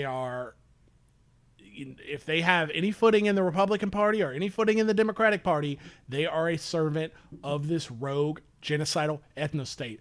Just go to AIPAC Watch, see where the money lands. It's that simple. I control Donald Trump. He's saying that. And again, I'm not guessing at all. That's a fact. And I dare them to say that's not true, because it is true and they know it's true. I agree wholeheartely with what Tucker Carlson said there, and it is humiliating. Go ahead, Cenk. Anna, I also have a source, and they said, in essence, the same thing. And they said that Netanyahu is basically bragging / threatening other countries by saying that he has America, quote, in his back pocket. And so that's somebody telling me that that's what Netanyahu is saying to other world leaders. Cenk, you don't need a source. You don't need a source, Cenk. There, while we're watching this, I'll put my money where my mouth is. Pun intended. Disagree with me, because I could do anything I want to you, and America will back me up because they're in my back pocket. Isn't it humiliating to see a welfare state that relies on American money to brag about how we're in his back pocket? Isn't that humiliating? And that we don't have political leaders who look out for us and protect us from that, humiliation on the international stage day in and day out? Track AIPAC. It's that simple. Let's take a look. Let's put our favorite guy in there. Let's see. Richie. I don't know. Anybody can think of. Torres. He was in hot water lately. I probably spelled Torres wrong. That's fine. No, did I spell it Richie right? Let me see. Make sure I did that right. R-I-C-H. Torres. Nope, Richie. Not Ricky. That's how you spell his name. Got it. Cut. Paste. It's a wonderful thing. Oh, let's see. Chuck Schumer, 1.7 mil. Kristen Gillibrand, not far behind, trying to get a mil. Who is Grace May? Okay, over half. All these people that I've never even heard of. Oh, it's Keem Jeffries, 1.7. Damn, they bought her off for 10 grand. I'm sorry, for almost 100. Not even 100 grand. My bad. Damn, she got screwed. Oh, there's good old Richie. Look at that. 1.4 mil. AOC's got none. Okay, that's good. I'm not an AOC hater, but I'm also not an AOC stan, so that's good to know. Jerry Nadler, obvious. $19 million. He's been in the game for a long time. Damn, dog. They do you almost as bad as Yvette Clarke. Oh, 36K. Oh, Josh Riley.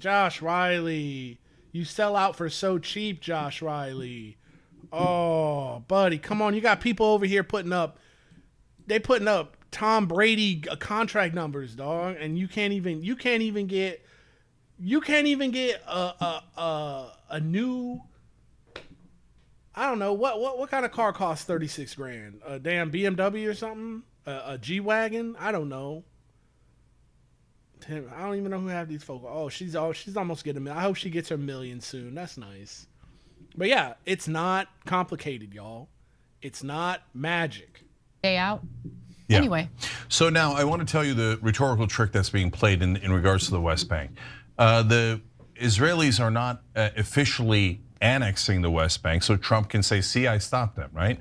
But what they just did was they gave final approval for expanding settlements in Area E1.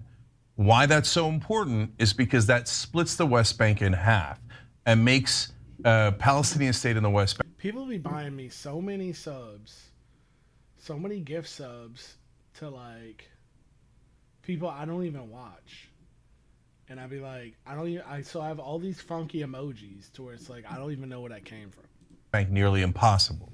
They know that, they brag about it, and so they're basically saying, haha, we just took every chance of a Palestinian state off the board. We absolutely obliterated Gaza, and now we split the West Bank in half. So whatever is official is not as relevant as what is happening on the ground, de facto. So that's why there's a lot of tricks here. But the bottom line is, and another report by Ken Klippenstein that we covered a little while ago, the US, when the other nations take action in the United Nations and say we recognize Palestine, has talking points written by Israel, basically. I don't know that they're literally written by Israel, but they're identical to Israel's propaganda. And they go around bullying and threatening every country and saying, you better not recognize Palestinians. You think they're human? You think they should have the same rights as every other human? No way! Our bloodthirsty partners in Israel, we've given them $300 billion, now we've given them a genocide. And it's not enough, you all have to bow down. So I guess Netanyahu was right. He does have us in his back pocket. So that nonsense tough guy talk from Trump, he's a little doggy. He follows whatever Netanyahu ordered him to do. And by the way, this is not partisan at all, not 1%. Joe Biden was also a dog of Israel and did everything he was commanded to do. So was Barack Obama, and so was George W. Bush. Bush 1 and 2. What up, Jeff? So was Clinton. Like, go on and on, all the way back to 48. Prove me wrong. Prove me wrong. Well, no one can. Right. He allowed for the incoming administration, the Trump administration, to inherit what's happening in Gaza.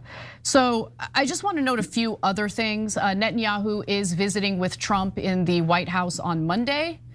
I mean, how many visits have happened already? This guy comes and visits the Anyway, President Netanyahu, we should start calling him at this point. Now, Israel is going to do what it wants to do anyway. Again, as long as we continue supplying their weapons, they will do whatever they want.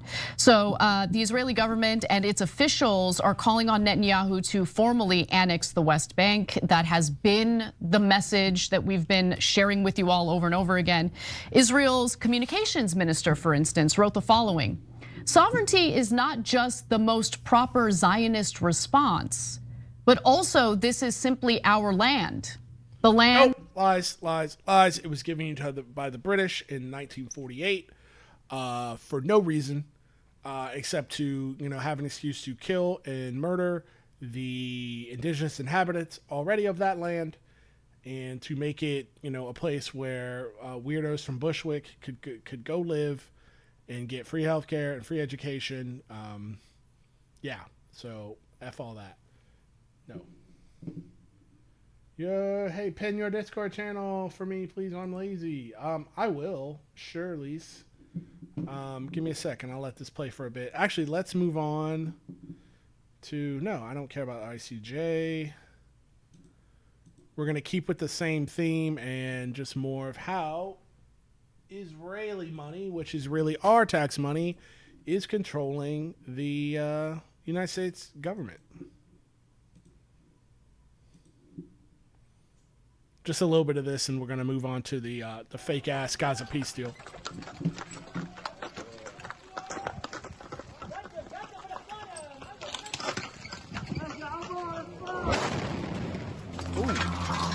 TOS, TOS.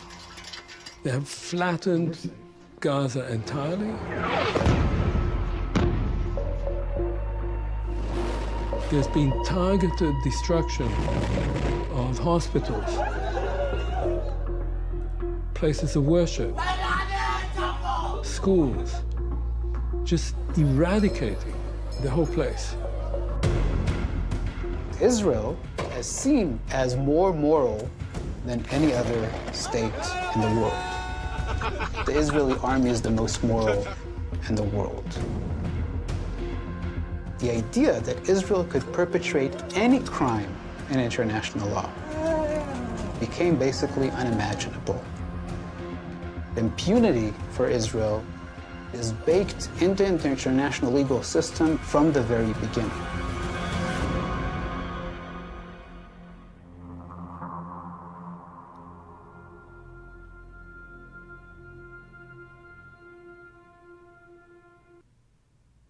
Netanyahu wants to make it very, very clear that what Israel is doing, presenting Israel as the front lines of the battle against against the Arab world, against the Muslim world. And this brings up this question of the West. Part of the argument that the Arab world is making is that, oh, Israel is just the Western implant in the Muslim world. If you think about it historically, Jews in Europe, over time, were described as not being of Europe. Were seen as Oriental, were seen as the people who came from elsewhere, who had customs and habits and beliefs that were contrary to European civilization, right? And much of the impetus for Zionism is that Jews were, we say now. This is the hour and 13 minutes long. I think we've got the idea, right? Like, Israel, the state of Israel, not its people, are a parasite that leeches off the United States government and why it must be destroyed. I think we've got it, right? Let's move on. I really want to move on and talk about this fake ass peace deal. And Kyle Kalinski's only 5 minutes and 9 seconds long. I tried to watch at work today the whole press conference between Bibi Netanyahu and Donald Trump. And let me tell you, one, we have been in deep Biden territory to where Donald Trump is just behind a lectern, just going blah, blah, blah, blah, blah, blah. Like, he makes no sense. I was trying to watch the damn thing on 3 times speed. I got an hour in and still didn't get any real information out of it. I had to cut it off and ask ChatGPT how it went down because I wasn't sitting through any more of that. 2, second thing is that they even have to do it doesn't matter what is in this fake peace deal, and we'll get to that, but that Bibi Netanyahu and Donald Trump had to sit here, and now they're doing some kind of fake peace deal they would never uphold this. They would never uphold any of it. You can't trust us or our attack dog at all. Never trust the United States. Never trust Israel. But that they have to write in stuff like Hamas will get, if they promise to disarm, any members of Hamas will get amnesty. This is a declaration of surrender. What this means is what your parents told you about violence doesn't solve anything, BS. That you have the strongest, most lethal military to ever exist on planet Earth, the United States military, because that's what the Israeli IDF, IOF, Israeli Occupational Force is. They are a franchise of United States military power, has to sit up here and lie about coming to some kind of peace deal while they're still acting tough is a declaration of surrender. They would never have to do this if they felt they, 1, didn't have economic pressure on them to do so. 2, have societal pressure, just the pressure of the world's people and their governments coming down on them. And 3, be losing militarily on the ground like they have been losing since October 7th. Sure, just like Vietnam, they can do Agent Orange, they can do napalm, they can kill and kill and kill and kill, but they cannot kill the fighters. Every resistance fighter they kill, another one takes its place. They cannot win on the ground. This whole Greater Israel project is crazy. This whole Greater Israel project, they're talking about they're going to go here and do this and look out. Turkey better watch out. You can't hold Palestine. You can't illegally annex the West Bank. What the fuck are you talking about? You can't do any of that. Israel might as well saying they're going to go colonize the moon and kill all the Martians on the moon, even though the Martians are on Mars. They might as well be saying that because that's just as likely as them with this Greater Israel project where they can't even hold the Gaza Strip. Okay, Lisa says, okay, possibly unrelated question. What got you to care about this? Like, it's so far away and you know so much. Every time I try to learn about a foreign conflict, even in relation to the U.S., my eyes go over. And for the most part, I feel like most Americans are underserved. How do you learn to care? Okay, that's a good question. So, a couple things. Why I care. I think, honestly, I was radicalized, and I don't think this is that rare. A lot of people, if you talk to people in there's a group of anti-war veterans. It's called About Face. If you talk to them, a lot of us became radicalized by the military. We served in the military. And I never went to war, thank God. I never went to war. But what that gave me time to do, the Marine Corps as an example, has a thing where they want you to be this kind of like warrior poet. So that's why there's like a commandant's reading list, and they want you to know history, but of course they want you to know history and warfare through like the lens of the United States. But if you peek a little bit further behind the curtain, you'll find stuff like Smedley Butler, United States Marine Corps General Smedley Butler, who wrote, he's not talked about in the Marine Corps except that he was a general and that's all you need to know about him. Well, he wrote a pamphlet called War is a Racket. It started out, I've murdered people for Chiquita Banana, and the Dole Company and stuff like that in the Banana Republic Wars in Panama, right? So that's some of it. So it's like being close to that kind of stuff, but then having enough. Like I had an office job in the Marine Corps. I was legal administration. So it's like the internet was kind of a newish thing. So you could browse the internet and learn stuff. Like I was deeply propagandized. Honestly, I thought, why would you join something like that? You'd say. Well, I thought America had taken a turn, right? I thought like, hey, we did some bad stuff before. We're going to learn from that. We're not going to do bad stuff again. And especially like I was under the Bush administration, or was it even the Clinton administration? No, it was Bush for sure. And when Barack Obama got elected, I was like, oh, we're definitely turning a corner now. But no, we just did the same old bullshit. A lot of my Marine Corps training was based off, I know it's completely different now because it's based off of like Afghanistan and Iraq, but my Marine Corps training was pre 9/11. So a lot of it was based around Vietnam. So they talk about Vietnam and they're like, oh, we're going to this rifle range and it's called Way City. And it's like, okay, well, that's interesting. Like, are we going to talk about Way City? No. All you need to know is Marines like held it and took it over. So, but if you peek a little bit more and you're like, oh, Vietnam War, I think we were the bad guys. And that's why, we lost. One, we lost the Vietnam War. Two, we were the bad guys. So it kind of gets you to think. And then also, if you want to know how socialism works, talk to anybody who's ever been in and how capitalism doesn't work. Talk to anybody who's been in the military or is currently in the military. The military is the most socialist organization on earth. I saw a great TikTok from an old, I say old, this guy was in Afghanistan. He said, look, they give American troops socialism and make them go fight for capitalism. It's 100% true. Also, what really doesn't hurt, Lisa, is that I'm biracial, so I'm black. I never say biracial because that's, I'm black. I've had this conversation before on stream. It's the identity that the world puts on me, so that's what I'm wearing, but technically I'm biracial, so I'm kind of, what's the word I'm looking for? Racially ambiguous. So I feel like I don't really have a home anywhere in the world. But on the flip side of that, I don't feel uncomfortable anywhere. I feel like I could be anybody.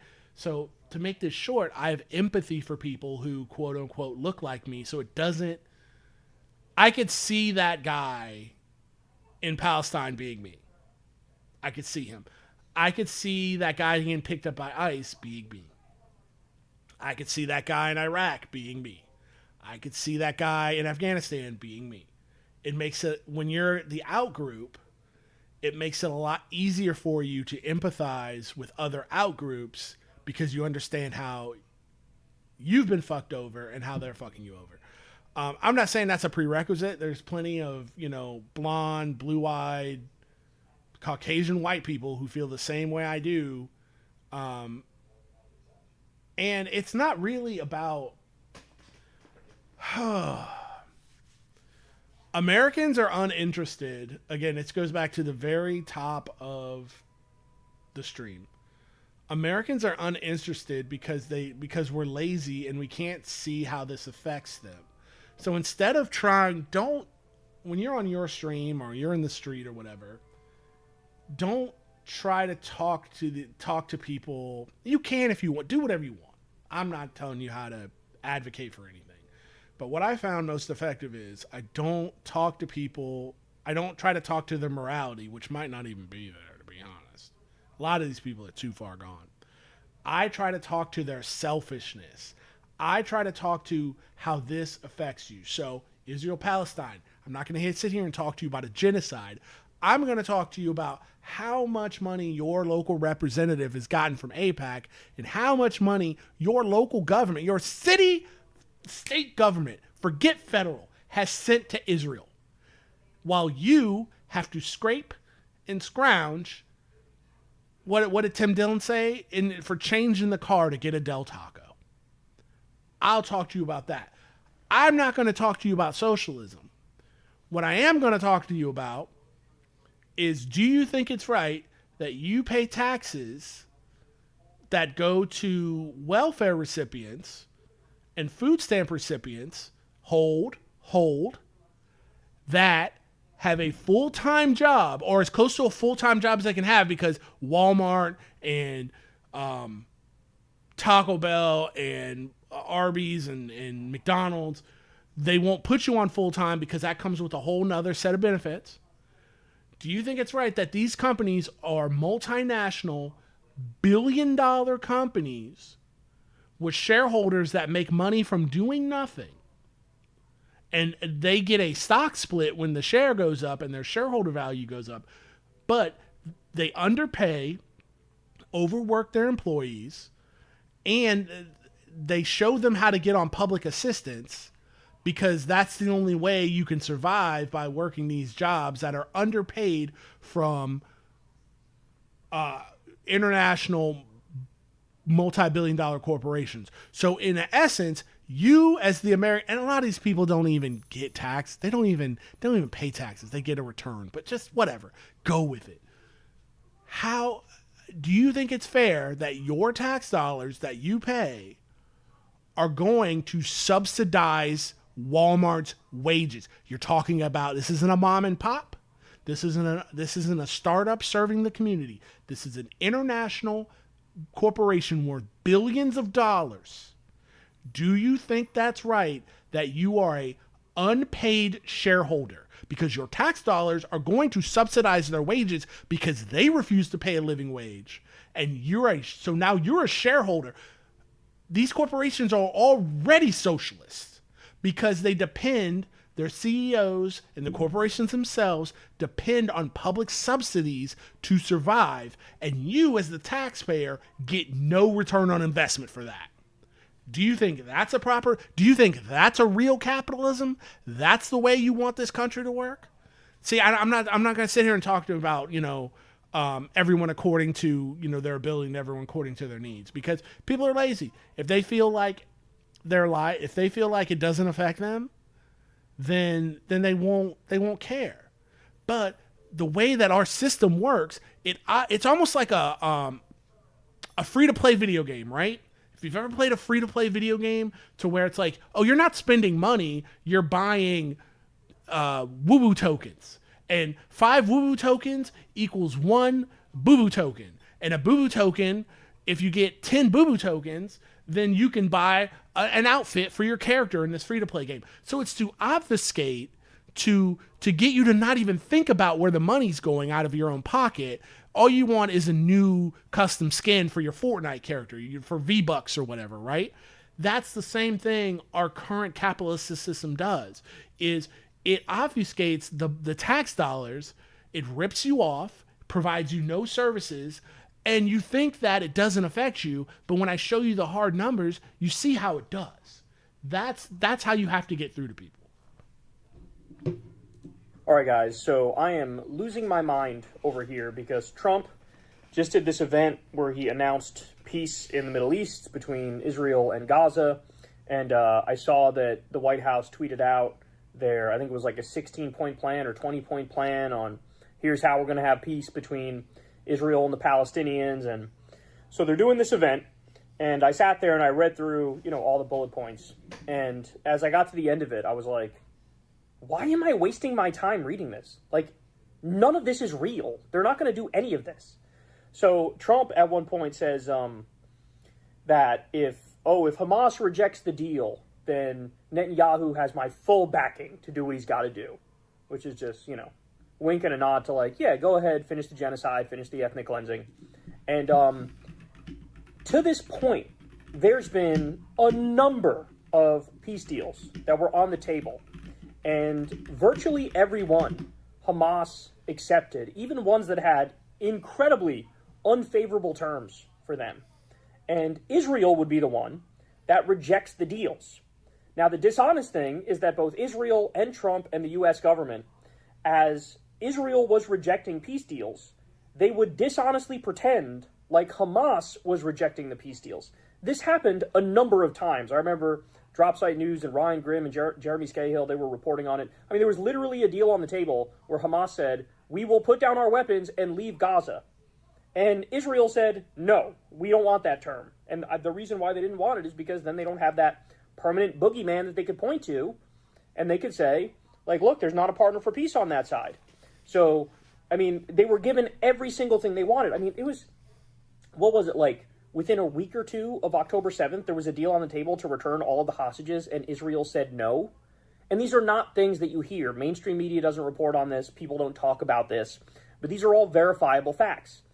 And so, as I'm reading through the list of the proposals for peace for today, I'm going, well, first of all, if you take everything at face value, it sounds like this stuff sounds fine. It sounds like, oh yeah, we're gonna, it'll actually be peace, and we're gonna have this independent board that does technocratic work and administers like the rehabilitation of Gaza and the reconstruction of all this stuff. Like it all, if you just take it at face value, you read through it and you go, okay, all right, fair enough, right?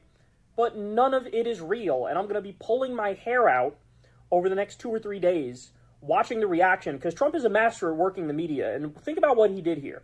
What he did here is he made it so that like CNN and the Nightly News and Fox News and all these different people will be like, oh, he's a peacemaker, and look at how much he's handling this, and he has this detailed plan, and he got Netanyahu to agree to it. And what they don't know is it's all fucking kayfabe bullshit. It's all fake. None of it is real. They're going to go right back to doing the genocide. They're going to go right back to doing the ethnic cleansing. What's going to happen this time is what happened every other time, which is Netanyahu is going to say that Hamas did not abide by the terms of the agreement. And then they're going to go right back to carpet bombing innocent people and starving them and killing them. And remember, these are the same people who, with a few months ago, were openly talking about we're going to take over Gaza, we're going to own Gaza, this is what Trump said, and we're going to put hotels and casinos on the beach. He was tweeting AI videos of like a golden statue to him in the middle of Gaza. And like, what people need to realize is that's what they actually want. That's what they actually want. And he's not some like neutral actor. That's the other thing. The idea of him as like this neutral arbiter where he comes in and he's, right down the middle, and I'm going to take some of the points of the Palestinians and some of the points of the Israelis, and I will work out a real compromise. It's like, are you kidding me? First of all, he's blackmailed by Jeffrey Epstein and Mossad. So that's the first point. Bing bong. The second point is he took $100 million he said it, not from me. Miriam Adelson, who is a big money, Israel lobby donor, and her quid pro quo is that you need to let Israel annex the entire West Bank, which they're in the process of doing now, by the way, even though Trump said the other day, I'm not going to let him do it. I'm not going to let him do it. It's all bullshit. It's all kayfabe. It's all nonsense. He's doing this for the headlines of, look, he's being a peacemaker, but this is going to be just like every other fucking scam he ran, where, he makes a big show of it, and then everything goes belly up. I mean, I was reading something the other day. He was still pretending that his businesses were, like, on the brink of being wildly successful, literally a day before he filed bankruptcy. This is how this man acts. This is what he does. So I just want everybody to wake up and realize none of this is real. He's still a genocidal maniac, so is Netanyahu. They're going to keep bombing. They're going to keep killing. I wish it wasn't the case, but it is the case. And I just need the media not to be... It's the Fell for It Again award thing, except this time it would be Fell for It Again for the 128th time. So I need you all to wake up. I need you all to realize the reality of the situation and understand we're dealing with the Hitler of our time in Netanyahu and the world's most brazen con artist in Donald Trump. So don't give him the fake headlines like peace in Gaza. This is It's so crazy too. It's like, yeah, Netanyahu's the Hitler of our time, but he's actually not that. Like, Netanyahu is the Mussolini of our time, but it's like, imagine if Mussolini was giving orders to Adolf Hitler, because that's what you're doing. Like, if Mussolini was telling Adolf how it was going to go instead of the other way around, because that's what we have here, where it's like Trump is the actual Hitler, and then Mussolini is like supposed to be his puppet down in Italy, right? But it's reversed, it's flipped to where Mussolini's running wild, and then Hitler just shrugs his shoulders and goes, "What am I going to do? That guy's crazy. Like, I can't do anything." It's worse than that. It's gross. Let me read you. I printed this off. Like I said, I couldn't even watch it because it was so much foolishness. So actually, I went straight to ChatGPT, and it's like, hey, what was the deal with this press conference today? Please tell me. So ChatGPT broke it down to me with the sources from Fox News and MSN, Microsoft News Network. It said, here are the core objectives, and we're gonna go through these and do my Rush Limbaugh impression, ruffle the paper. We're gonna go through these, and we're gonna see how much of this is bullshit. The core objectives: immediate ceasefire, both sides agree, fine. Hostage release in 72 hours, fine. Phased Israeli withdrawal. Now, wait a minute. Why does Hamas have to give up their leverage and for a phased Israeli withdrawal? Why Israel should be immediately withdrawing then? If Hamas is doing something immediately, then Israel, what's the point? Why do we even need a ceasefire if we're doing a phased withdrawal? If there's a ceasefire, then there's no reason to be there, so they should be fully withdrawing. Already, it's fishy as fuck. Disarmament and amnesty for Hamas members who renounce violence. Brother, they don't care about that. These are people fighting for their homes. They don't need your permission to defend their homes, dude. They don't need your amnesty. That's silly. That's just silly. Ceasefire begins immediately. All hostages alive and deceased return within 72 hours. Over 2,000 Palestinian prisoners to be released. I don't see immediately on there, but okay, we'll take them at their word. But I don't see immediately. Military operations suspended. Battle lines frozen. What do you mean? It's an occupation. This isn't the Ukrainian. This isn't even the Ukrainian-Russian war. This is an occupation. There's no battle line for genocide, dog. You're genociding people, and there's a homegrown resistance force opposing that genocide. Get out of here with that. Hamas must disarm or renounce violence. That's not happening. The only reason that this deal, they're waiving this article of surrender. This isn't a deal. This is the United States and an Israeli article of surrender that they are trying to play off as strong. They're dangling in front of Hamas's face. There's no reason for them to disarm when they've got the empire on the run like this. That's crazy. Amnesty offered to Hamas members. Safe passage to Hamas members wishing to leave Gaza. Yeah, because that's the first thing freedom fighters want to do when they successfully defend their home from a colonial, genocidal, occupational force, is leave that place they were willing to be buried in. Absolutely. All right. Makes no sense. So what already just reading this, and we're only at number 6, what it's sounding like to me is, let's make it a deal too good to refuse for anyone of fighting age or anyone connected to resistance movements to get them out of the country. Then we can finish the genocide. We'll break our deals, because that's what Israel always does, is they break their deals. When I say Israel, I also mean the United States, because they can't do anything without the United States letting them do it. Break the deal, and now they can just kill the rest of the civilians, and oopsie daisy, now we've taken over all of Gaza. Let's just make it's very Art of War, actually. So in the Art of War, there's a passage by Sun Tzu. It says, always give your enemy an outlet for retreat so they don't fight to the death. That's what this is. They're trying to give the fighters a way out so that way they can just leave, do whatever, and then they can come in and genocide the rest of the civilian population. It's obvious. This is obvious what this is. No forced displacement of Gazans. Of course not. You're just going to come kill them all after you break the deal. Borders reopened for humanitarian aid and investment. Believe it when I see it. Temporary international stabilization force. Okay, who's the international stabilization force? Because if it's, as we're talking right now, if it's a true international stabilization force, it's not going to be anybody friendly to the U.S. or the Israeli wants and demands. So that's got to be a lie. Transitional Governance Authority led by Trump with Tony Blair, the architect of the Iraqi war. Tony Blair. Come on, dog. Nobody's falling for this. Nobody with a dial-up internet connection, let alone fiber, who can Google what happened 25 years ago in another foreign land is falling for this. Transitional Gaza to become terror-free zone, redeveloped for civilian benefit. Gaza was already a terror-free zone that was utilized for civilian benefit before you decided to make your final push towards genocide. Out of here. No attacks on Qatar, or other regional partners. Oh, well, isn't that nice? Isn't that nice, Israel? So you'll see what they're trying to do is say, look, we know the attack on. This is why that attack mattered so much. Israel's trying to say, look, we know that, right?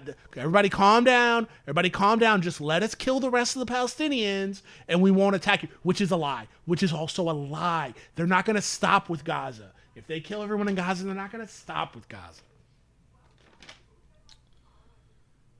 Dialogue initiated between Israel and Palestinians for peaceful coexistence. What? They had that. That was in Qatar, and Israel tried to kill them. All these things already existed before Israel did what Israel does. Palestinian Authority to assume governance in Gaza. Palestinian Authority already had governance before they were seen correctly as gusanos and puppets for the Israeli government, and that's why Hamas won the election under when Barack Obama was president. Get out of here. Hamas excluded from future government roles. Hamas has already said, the political wing of Hamas has already said Hamas will, if they go back to the original borders, and there's a free state of Palestine, there will be no more Hamas. We will completely disarm and go away. These are things that Hamas has already said. And why didn't they take them up before? Because they were never going to do that, just like they're not going to do that here. Arab leaders consulted and broadly supportive. That's a declarative statement. That's not a thing you want to make happen in the future. That's stupid. Oh, here's a good one, number 18. Israel warned against West Bank annexation. We're warning you guys. We're warning you that if you do that thing that you've been doing and said you're going to keep doing, that we're not going to do anything about it. Fuck out of here, man.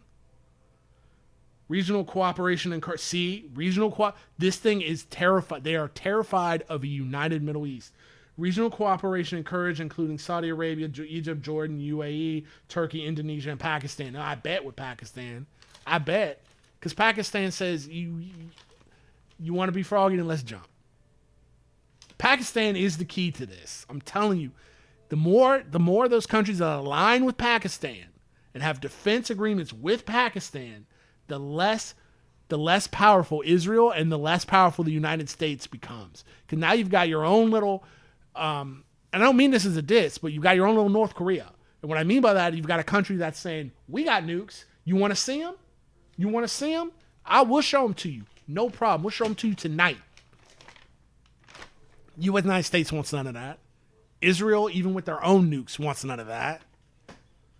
And number 20, if Hamas rejects the deal, Trump pledges full U.S. backing for Israel to finish the job. Full U.S. backing, what does that mean? You're going to put United States troops on the ground to commit war crimes? And by the way, this whole thing of full U.S. backing for Israel to finish the job. So Trump just said we're going to do more war crimes. We're going to do more war crimes. And you can say that when you know, that's what made me, you can say that when you know the UN has no teeth, when you know you are the UN, which is crazy. Like Trump going in front of the UN last week and saying, hey guys, The UN sucks. Everything about it sucks.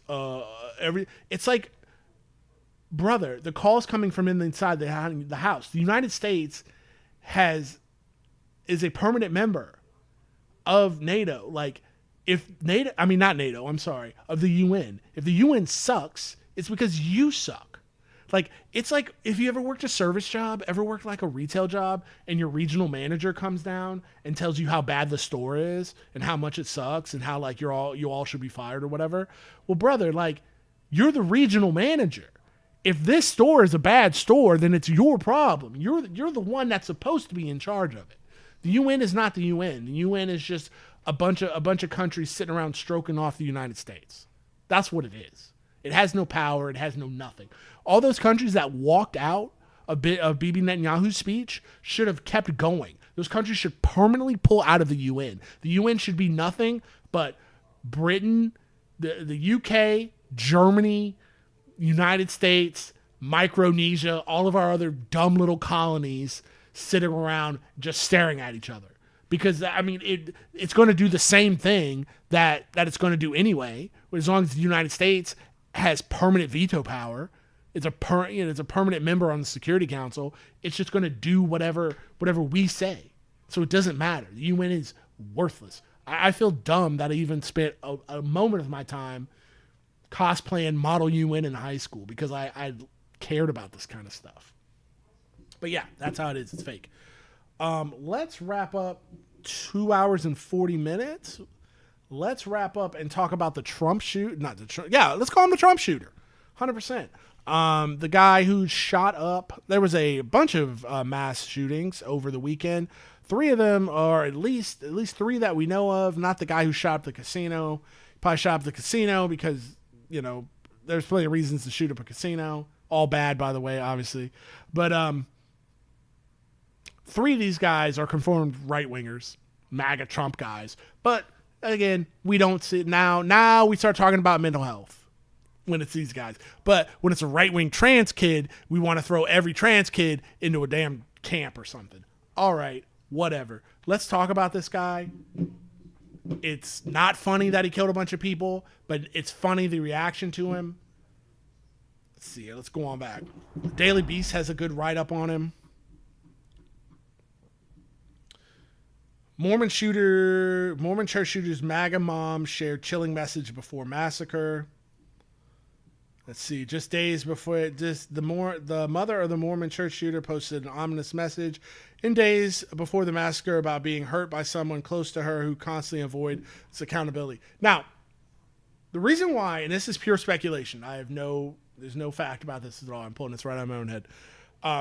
He probably got SA'd, man, by one of these weird Mormon church guys who are known to do that. And he came back for his pound of flesh. It's probably what happened. But as we see, our boy was no Antifa super soldier. Here he is duck hunting. Here he is in his Trump 2020 Make Liberals Cry Again shirt. This guy was also my brother as a United States Marine Corps vet. He did serve in Iraq, and I'm sure he was PTSD'd out, which I say again, thank God. Thank God I never had to fire a shot in anger or got sent to that sandbox because I could easily see myself falling down this kind of hole. Thank God I have this community and this kind of outlet to talk about this stuff because, yeah, you send people off to an illegal foreign war for dubious causes, and no surprise, they come back damaged.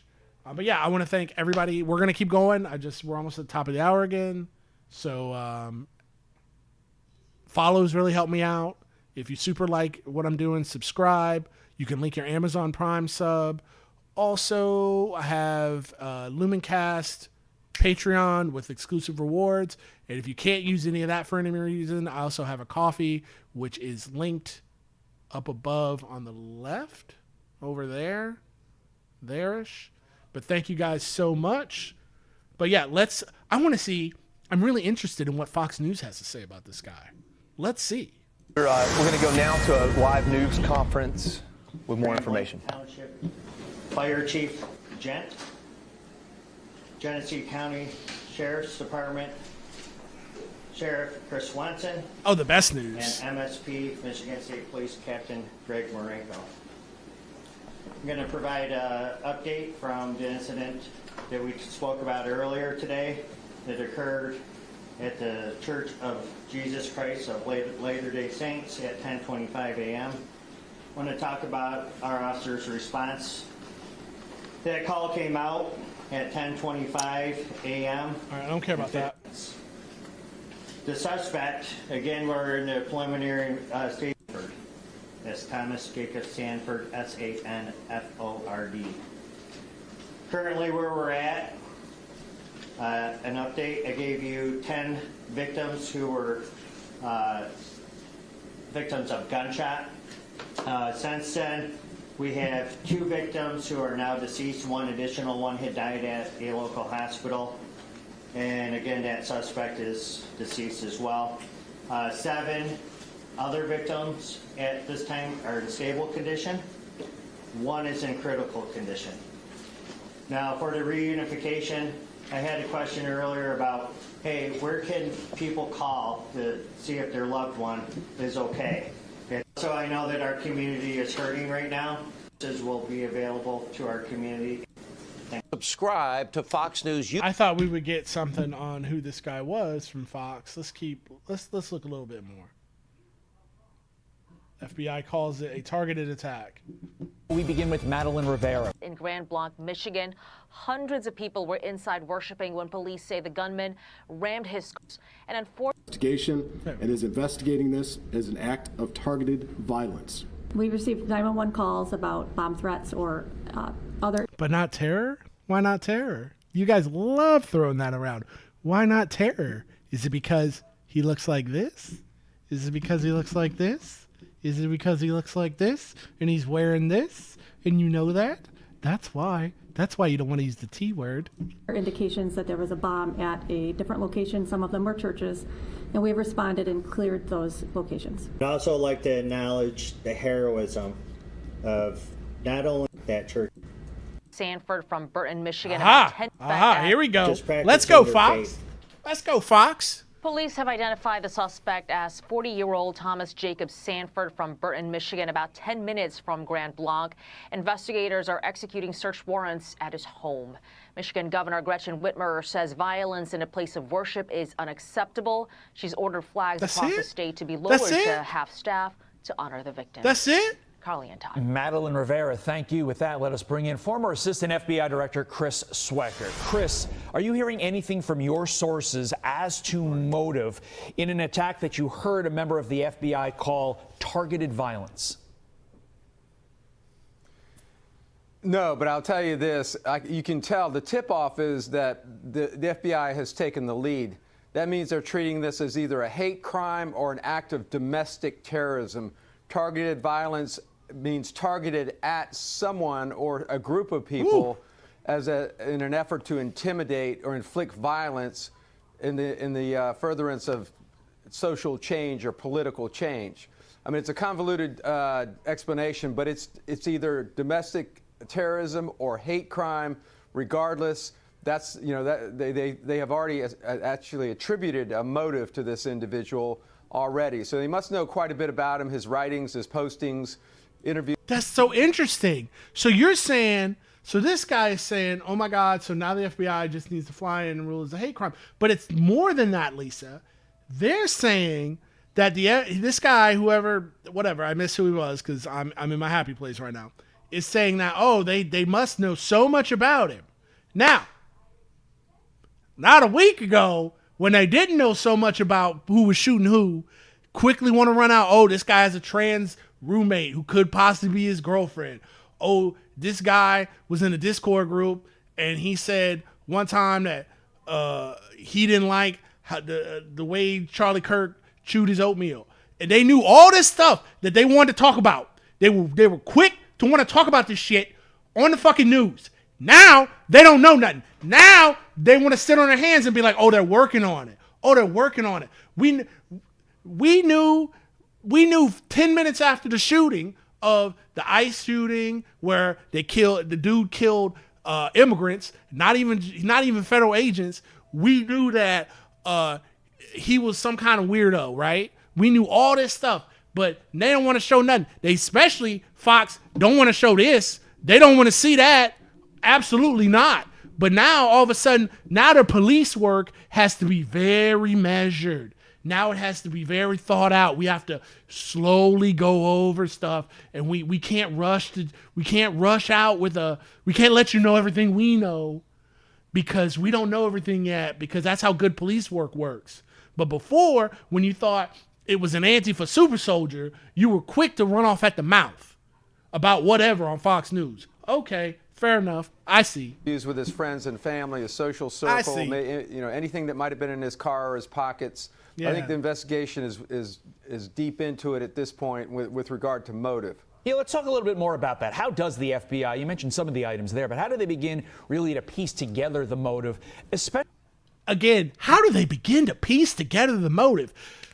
A week ago, they had disjointed Discord chats, and they were ready to pop together a motive on how it wasn't safe to be a white conservative guy in America, or you might get popped.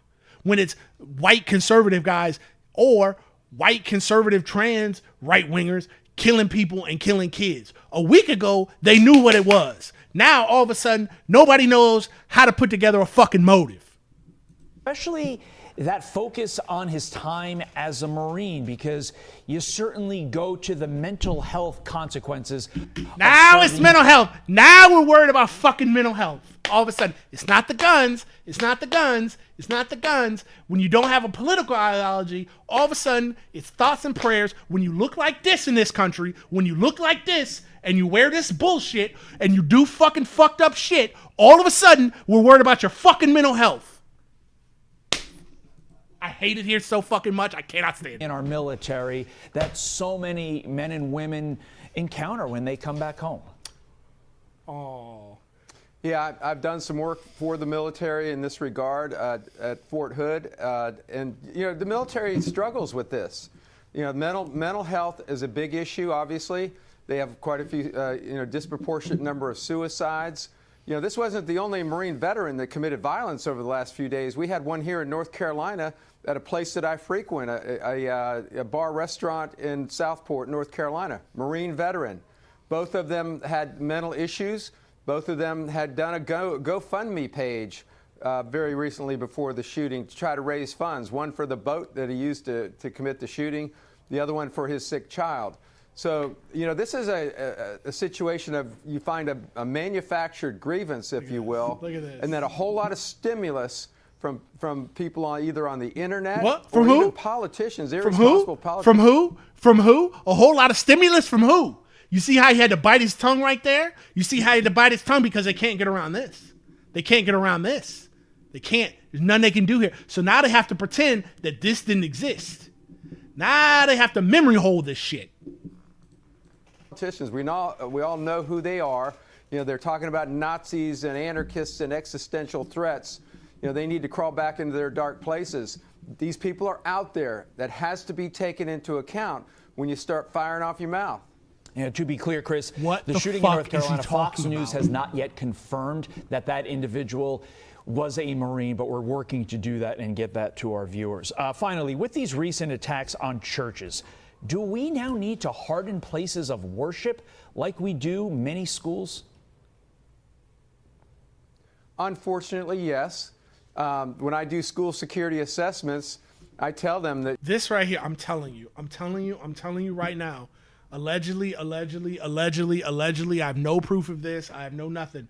But when you go do that kind of violence to a specific place of worship, and your mom puts out stuff like the mother of the Mormon church shooter posted an ominous message in the days before the massacre about being hurt by someone close to her who constantly avoids accountability, this man was diddled. Allegedly. Theory. I'm telling you that's what it is.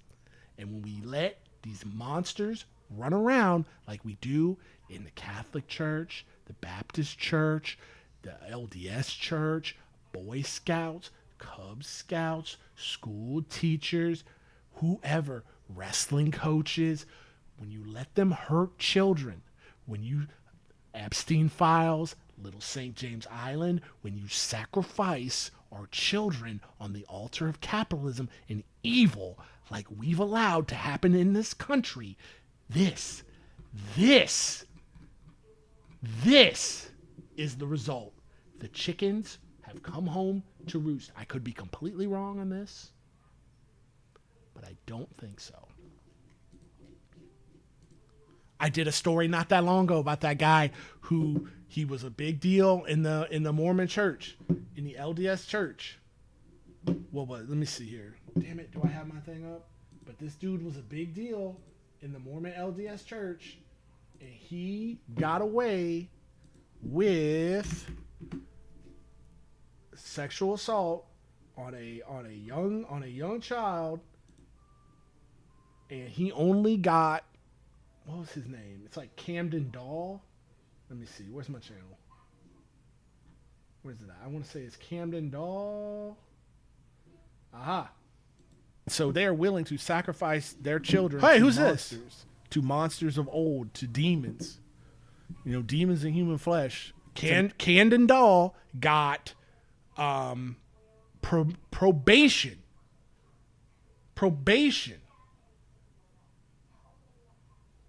for sexually assaulting a young child for years because he was a big deal in Utah in the LDS church. Not embarrass the church. You know what's funny? These organized religions love to, of course they love to attack queer people because, and they love, you know, Reza says, you know, what's funny that these organized religions love to, gross, because what do you do? Like as a parent, I don't have kids. And this is one of them things. E. Clayton, what do you say to Melvin Novak? You got three names like that, and first of all, and there he is. Now he's pleading guilty to 2 counts of injury to a child. He's facing up to 10 years in prison. He hasn't been sentenced just yet. Now you see the pictures that they show. That's media for you. We're talking about a man who raped, essayed a child, and the pictures that they choose to show in the media tells you all you need to know. But this isn't, apparently Utah and apparently the Mormon community has, this has been a problem for a while, and it's obviously not like Mormons have a monopoly on essaying children. You know, they can all take a number. The Catholic Church, Boy Scouts of America. Yeah, exactly, Reza. Describes a scumbag, shows nice smiley pictures. That's called having a complexion for the protection. Wow, you should listen to that guy. He's smart. Your first line of defense, the gold standard, is an armed off-duty police officer, preferably, or a private security guard. This is so stupid. This is so stupid. So the way we stop gun violence is more guns. How many more guns? How many more guns do we need to stop gun violence in this country? Please tell me. What's the number? Because it seems like we got plenty. We got more guns than we got hands. But it ain't stopping nothing. Outside in a marked patrol unit, sitting, or at least with a marked patrol unit nearby. It's just your first line of defense. You have to have it. Among other things, access controls, security cameras, and your clergy and your... To this, because all people want to do... All right, lastly, I want to go to what Crystal Ball, and we're not doing the whole 20 minutes of this, but how Crystal Ball and Sagar and Jetty had to say about it. Look at the most deadly one, which was a shooting at a Mormon church. So 4 dead and 8 wounded there. Perpetrator was also killed in gunfight with cops. You had 2 killed and 5 injured in a casino in Texas. You had 1 dead and others injured in a neighborhood in Pennsylvania. And you had a gunman who killed 3 people and injured 5 others at a packed North Carolina waterfront bar. That suspect has been taken into custody. So I'll give you some details on all of these, but let's go ahead and start with this Mormon church shooting, which was absolutely horrific. You can put these images up on the screen. You can see the church was not only, so a pickup truck rammed into this church. The killer then shot indiscriminately at people.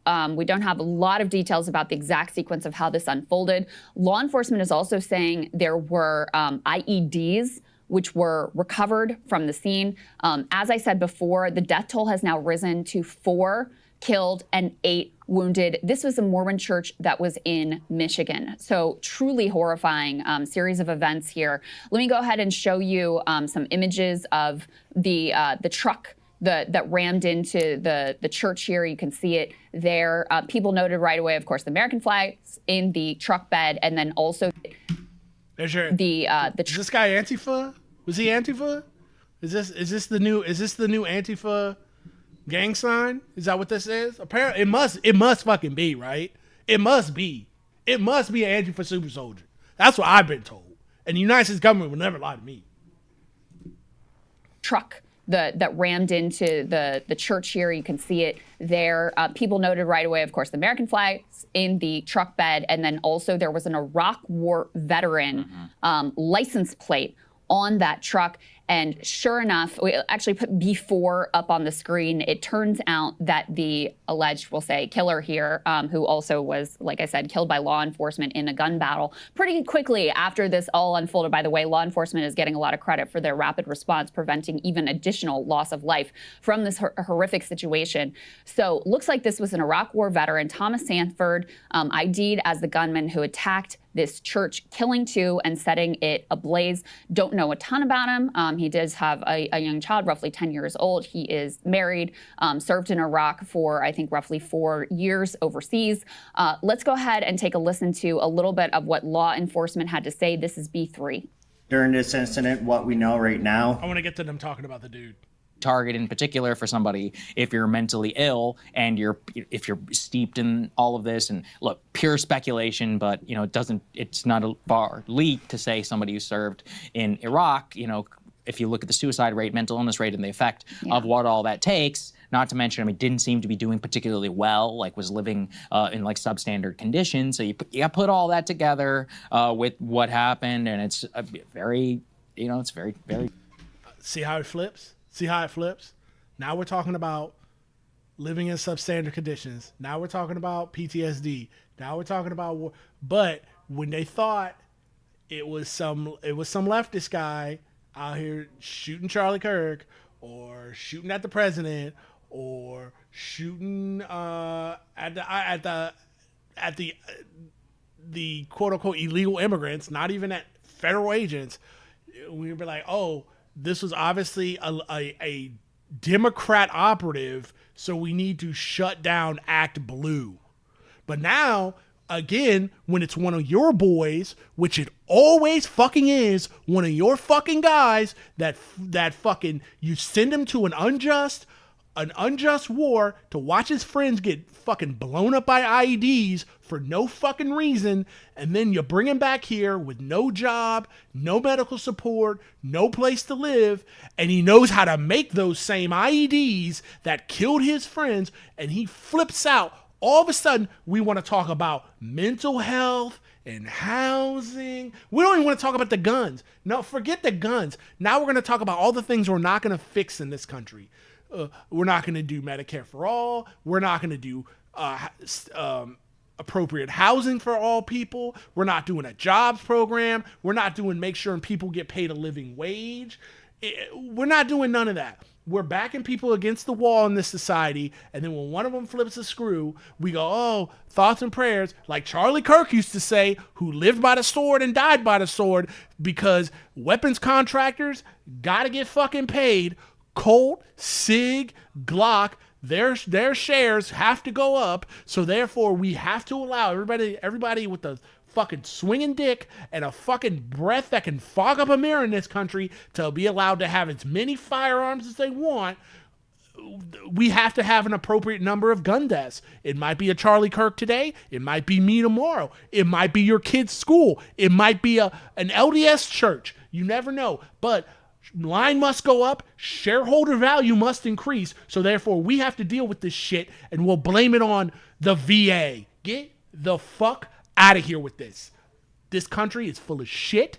It's a cesspool of fucking liars, and it needs to be gutted to the studs. 100%. We're 3 hours in. That's all I got for you tonight. Take care. I will see you tomorrow on the Lumencast. Y'all have a good night.